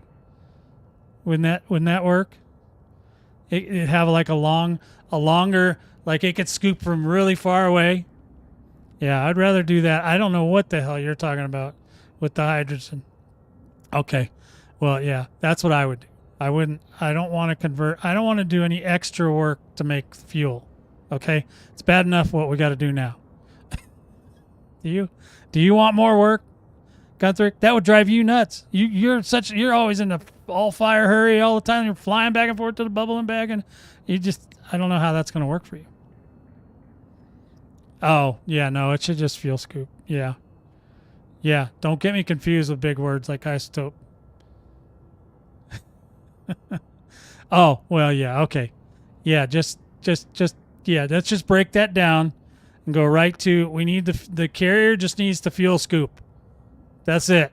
Don't do the science, okay? Because we're trying to get these guys away from the science a little bit. They think all of us are like, down there with our tubes and our, are making our little potions and stuff, and we don't want that. Just scoop. Don't offer, Gunther. No, don't give them ideas like that. We do not want to pay. We do not want to pay for anything. We just want our carriers to scoop.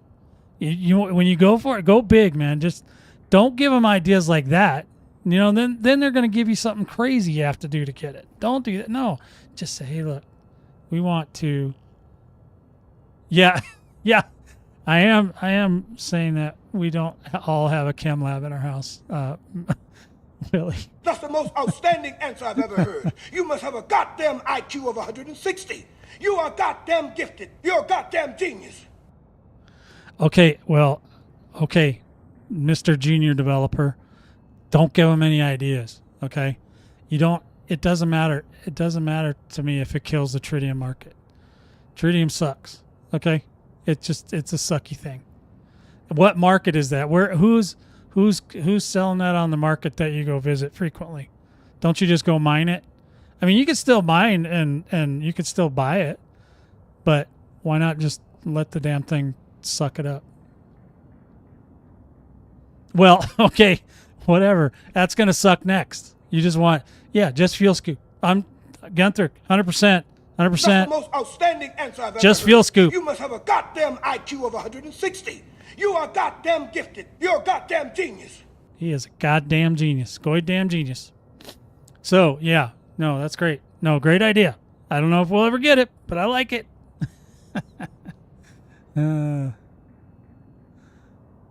If you scoop, no. If you scoop, you don't have to grind at all. You just go sit by a sun and then you just let it scoop.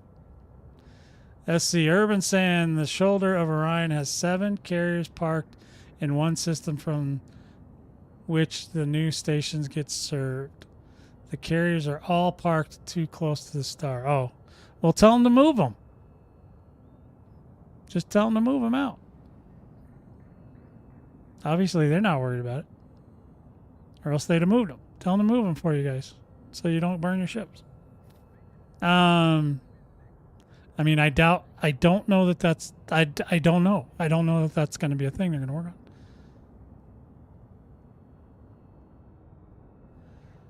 Yeah, just, well, you know, Gunther, I don't care what kind of mentality they have as long as they let us scoop.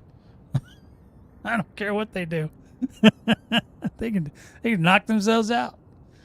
Well, a house without a lab or two is a house, but not a home. Oh, God, Willie. Willie, you're on fire today. God damn, I'm glad you're back. I missed you, buddy. Yeah, so we are thinking about that. That's a great thing. These are all great things, boys. I love where we're at. I'd be ecstatic if my deep space carrier could scoop and I don't have to mine it. Yeah, but hey, but that affects the mining community. What if you have the option? See, if you have the option to scoop and you can still mine, that's fine. I don't know what else they'd use tritium for, but it's not the first time they've taken a vital material out of the game. They did that with the anti-Guardian Zone resistance. You can't get one of the parts that you need to build it anymore. So unless you were like me and I had a whole bunch extra, you won't be able to deal with it. No. Yeah, just Gunther, stick with the other thing. Scoop.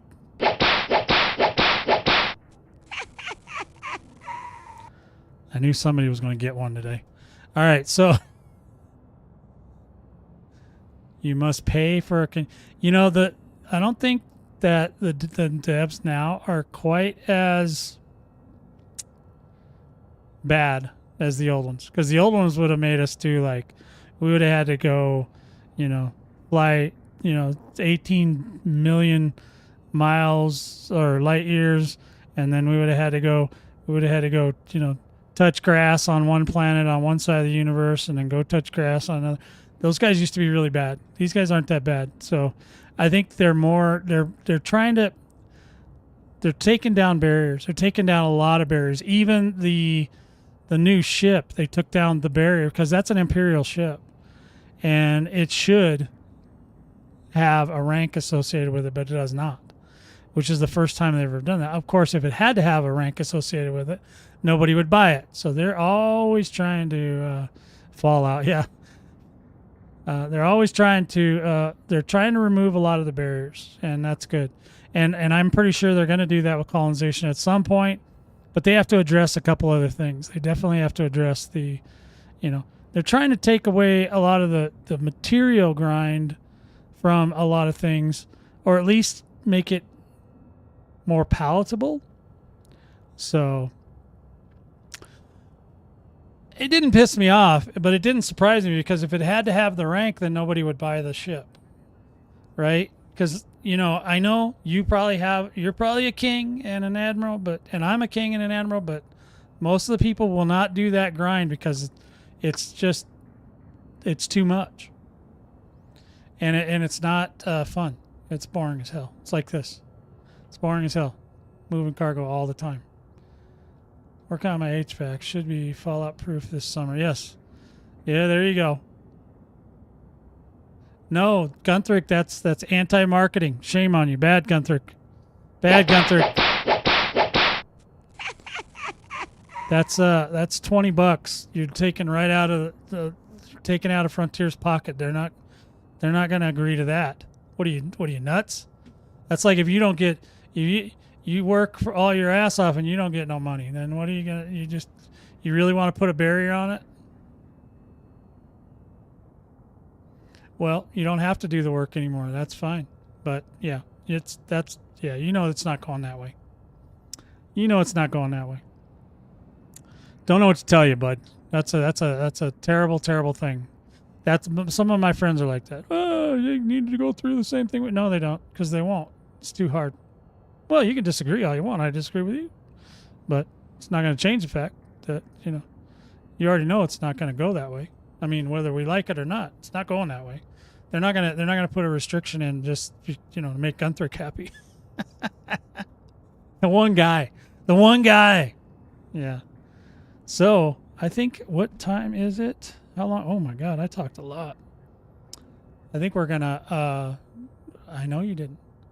All right, you're getting argumentative, Gunther. You stop, or I'm gonna have to give you another Zemina. All right. So we already agreed to disagree. So they are. So that's probably it as far as what I had to talk about. Yeah, the Trailblazer thing.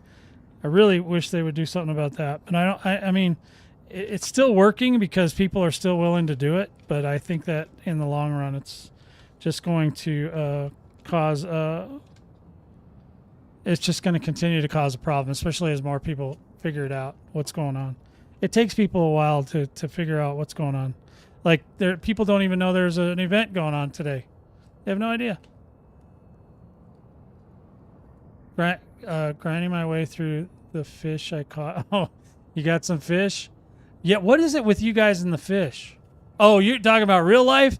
I know Willie's always talking about fish, too. I don't know what the hell's going on with you guys and fish. I don't get it. So, yeah. Let's see. I'm trying to see if there's anything from my older notes. Oh, yeah. So we did talk about the limpet. I think they need to fix those damn limpets. That would be great. If they could just fix the limpets so we could get stuff off the ground again. Because it's really, like, for me, I'm not even interested in farming for mats without that. If you can't do that, if I have to get back down in an SRV, I'm not going to do it. I don't want it. Don't care about it. I'll just not build anything ever again. Or find some other way.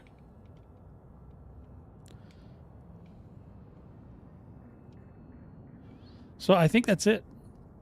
So while we're here, what are you guys talking about? Engineering that? Yeah, I don't like that. You're right, Gunther. Okay, I got to give you a good job on that one because we agree. Yeah. No, I agree again. Gunther. 100%. The only way it was even possible was with the limpets. When I found out about that, I about jumped out of my shorts because I was like, I wasn't ever engineering anything, or I would just do the bare minimum just to get enough to. Yeah, the SRV is okay. I don't want any SRV people to get all butt hurt, but those things are terrible, and they're not great for collecting mats. They were totally just trying to punish our asses. That is not. There's no way. There's nowhere anywhere. They were trying to force us to be in an SRV if we didn't want to be, and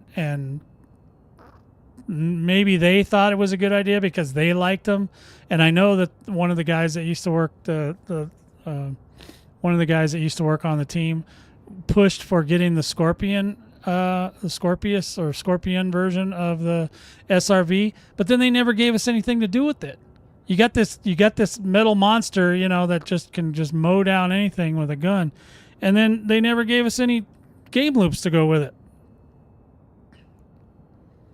Well, I don't even care about the spinning out. All I care about is, have you ever seen me play Cyberpunk?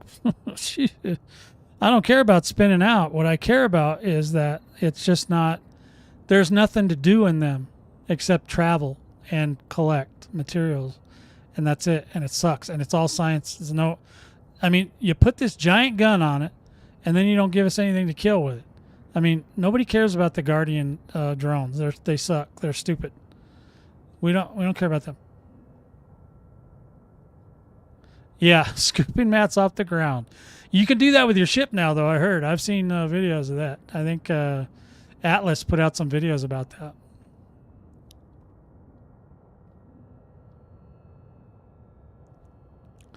Jesus. Well, yeah, but Willie, you also talk about fish in the game. You used to use a fish before you lost it. You had a fish that you were using to bait pirates into attacking you. Yeah, 250 is not bad though. The last time I went out far, I went out when I did Distance World 2.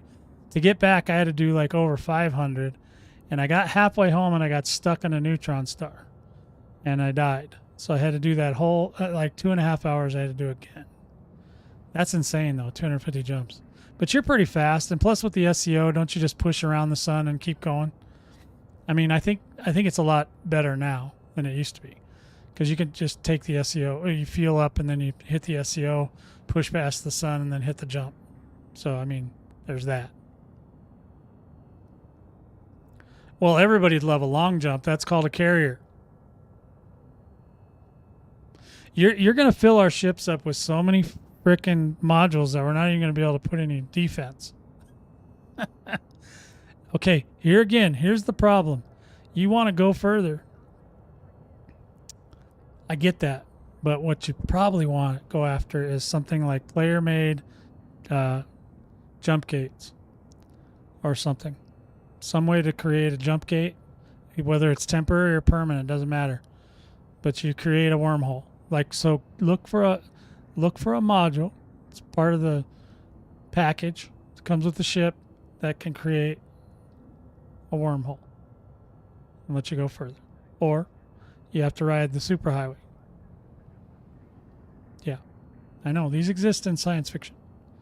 So anything that exists, especially if it exists in Star Trek, because they love Star Trek. Okay, there is so much Star Trek references in this game, it's ludicrous.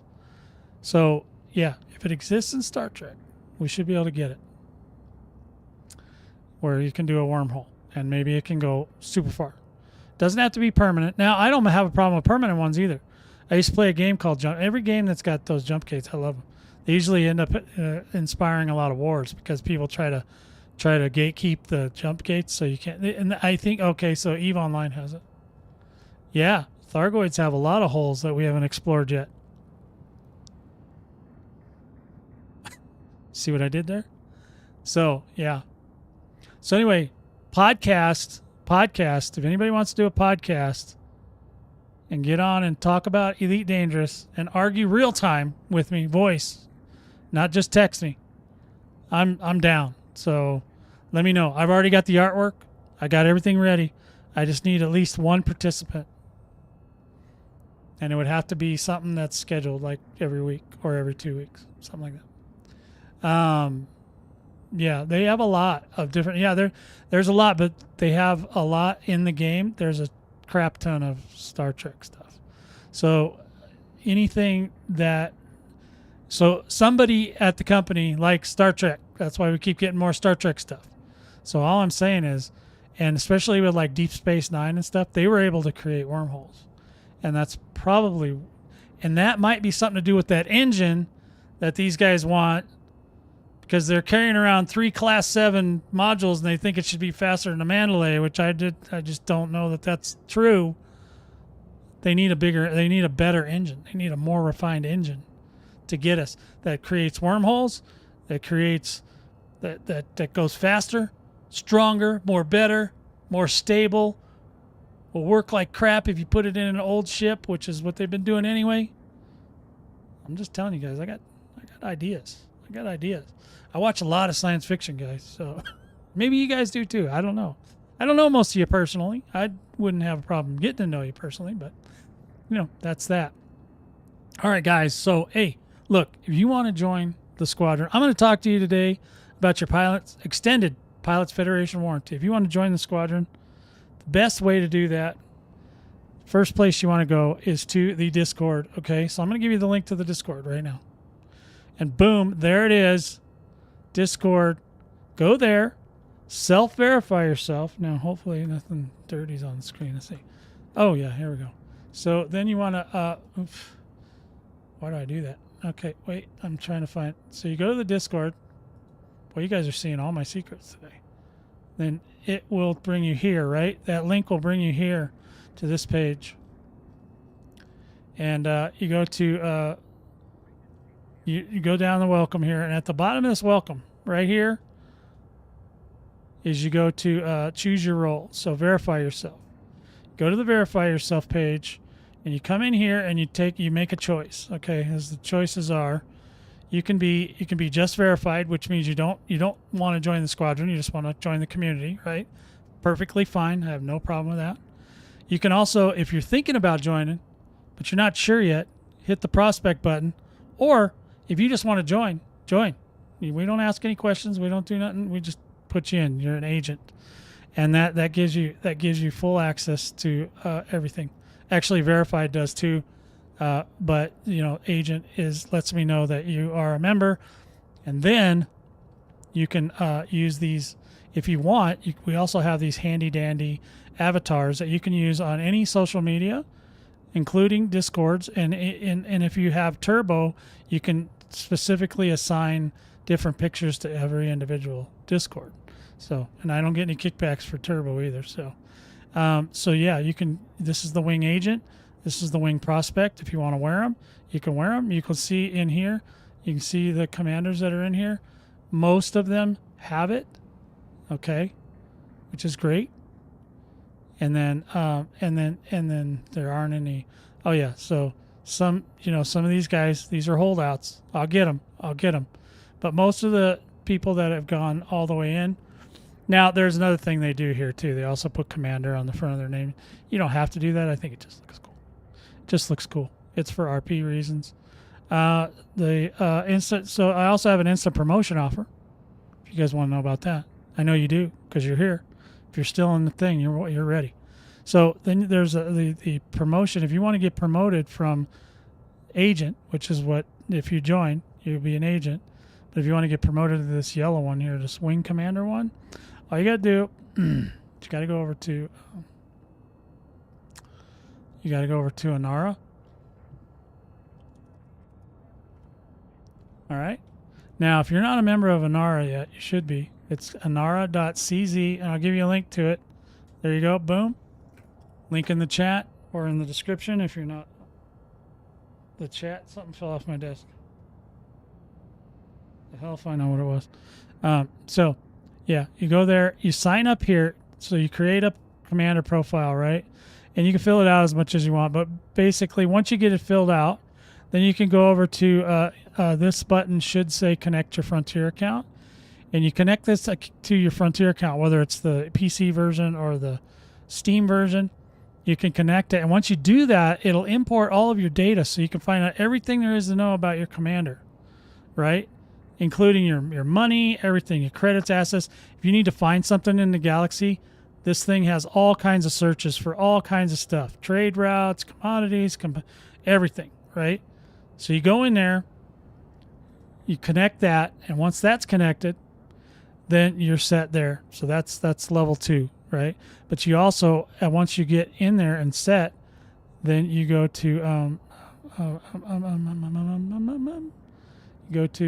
see, I'm getting confused because I forget what I'm doing. Let's see. I need to find. I don't know why I'm not finding. Oh, here you go. Squadrons. So you go to squadrons. Now mine tells me about my squadron, which is the Vortex Squadron. A little emblem there. And then you go down to what you want to do is go to more other squadrons, right? Because you'll be new. If you don't have one yet, then go to other squadrons. You go in there and you do a squadron search, and you go over here and you go VS99. Or I'm sorry, no. That's the other one. Vortex. You gotta go Vortex Squadron. All right, and you search. You go, okay, there it is. And then you go here. And on this page, when you go here, there will be a button for you that lets you request to join. So then you're joined there. Okay. And then you're at 2 places. You're 2 down. And then the third thing you want to do is you want to join in game. So you go in game, go over to Squadron, VS99, which is what I was getting confused about. You go in here, and if you're already in a squadron, you don't want to be in that squadron, say they quit playing or whatever, and you're not interested anymore, just go down to your settings, and then go to leave squadron, and then it'll take you out. And I don't think there's a wait time to get in another squadron. So then you will go back, right? Oops. Back, and then you go into browse squadrons. This is where you do the thing. So this is where you go, we suck, you suck. Okay, nice one. VS99. And then you go enter, and it should pull it up. There it is. 35 members. Come on this page, and there'll be a button for you to join. Join this squadron. Join it. And then if I don't get to it right away, just come into the Discord, and then send. Wait, that's not the Discord. Go to the Discord and send a message to Commander Will Fearion, this guy. So you do that, and you send a message. No. Oh, how do you do it? I thought you could do it here. What am I doing? I think there's a way to send a message to me. All right, where's the message thing? Why'd I forget? Edit. Well, that's because it's me. Okay, let me try a different guy. Let me see what happens if I click on Highlander. There you go, message. There. It'll be like that, except it'll be my name. You can send one to Highlander, but he won't answer you. You're like, who that? Who's pooping in my toilet? That's what he'll say. So, yeah, you go there, do that, send me a message, let me know.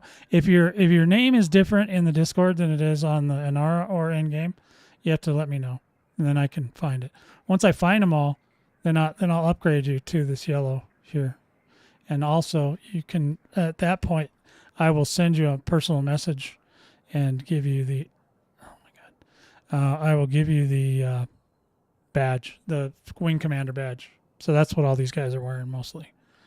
Except for, the purple guys get a little bit different badge. But you don't want to know what you got to do to be the purple guy, okay? You got to work. So that's it. That's basically where I stand on this situation today. So let me, just before I get out of here, there's no pending applications. So anyway, yeah, so just let me know, and I'll get you your field promotion, and you'll be good. You'll be set. And hopefully everybody gets their games fixed if they're breaking and crashing. I feel for you. I'm sorry to hear about that. I'm gonna get out of here because I gotta start moving this cargo. So, and I got it set up so I'm getting trade rank on my second account. So it's great.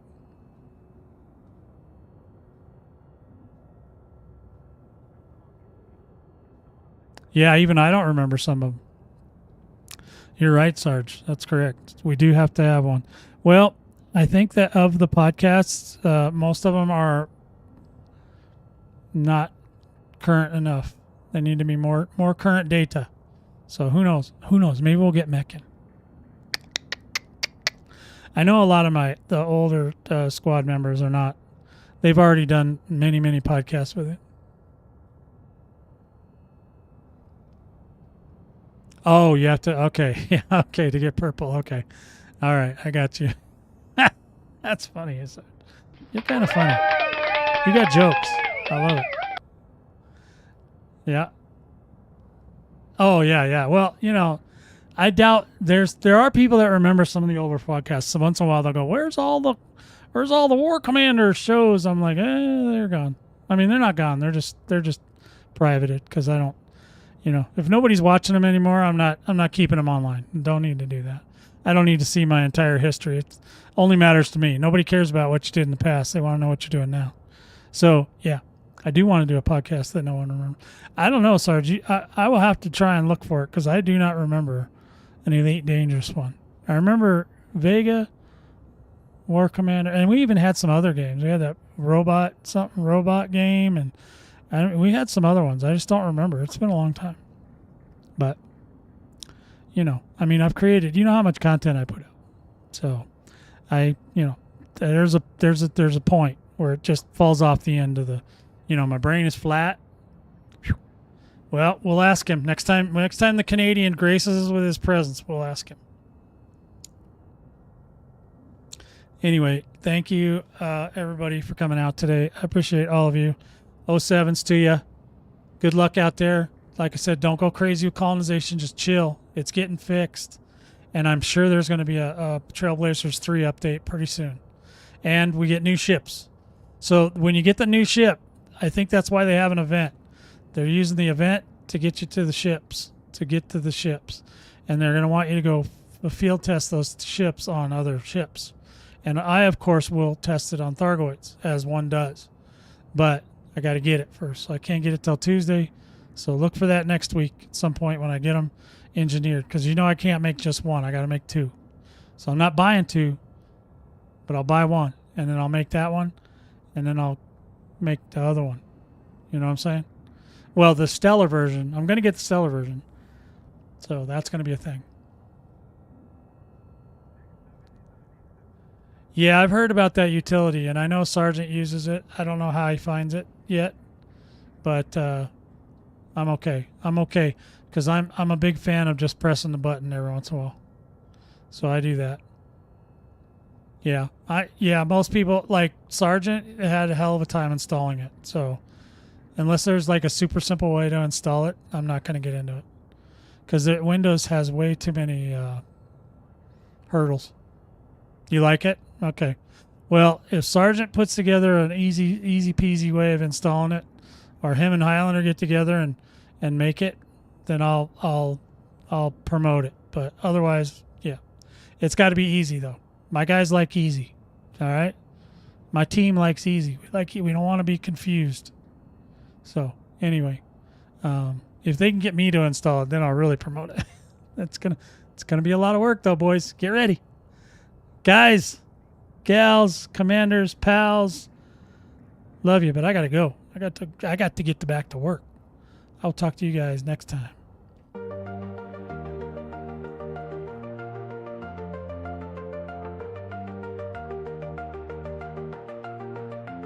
Stardust in your hair, you're a cosmic dream, flying through the space on a laser beam.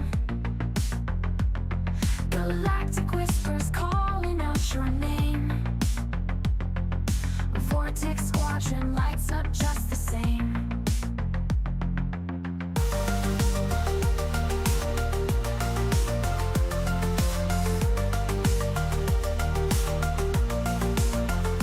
Planetary dance under nebulous skies, with a wink and a nod, diamond stars in your eyes. From the shadows of moons to the edge of the truth, Commander, you shine like a stellar sleuth. Wishing you all the best in the void out there. From the cosmic center, gotta feel that flare. Waiting to salute like a bright comet's tail.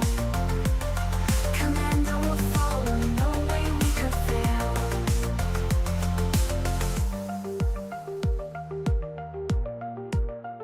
Black holes and quasars, they can't dim your light. Exploring the unknown till the final night. Through wormhole twists and nebulous form, we'll ride the pulsars in a galactic storm. Gravitational waves carry our creed in the silent vacuum where whispers lead. Our beacon is bright, it never will stray. Follow the trail into the Milky Way. Wishing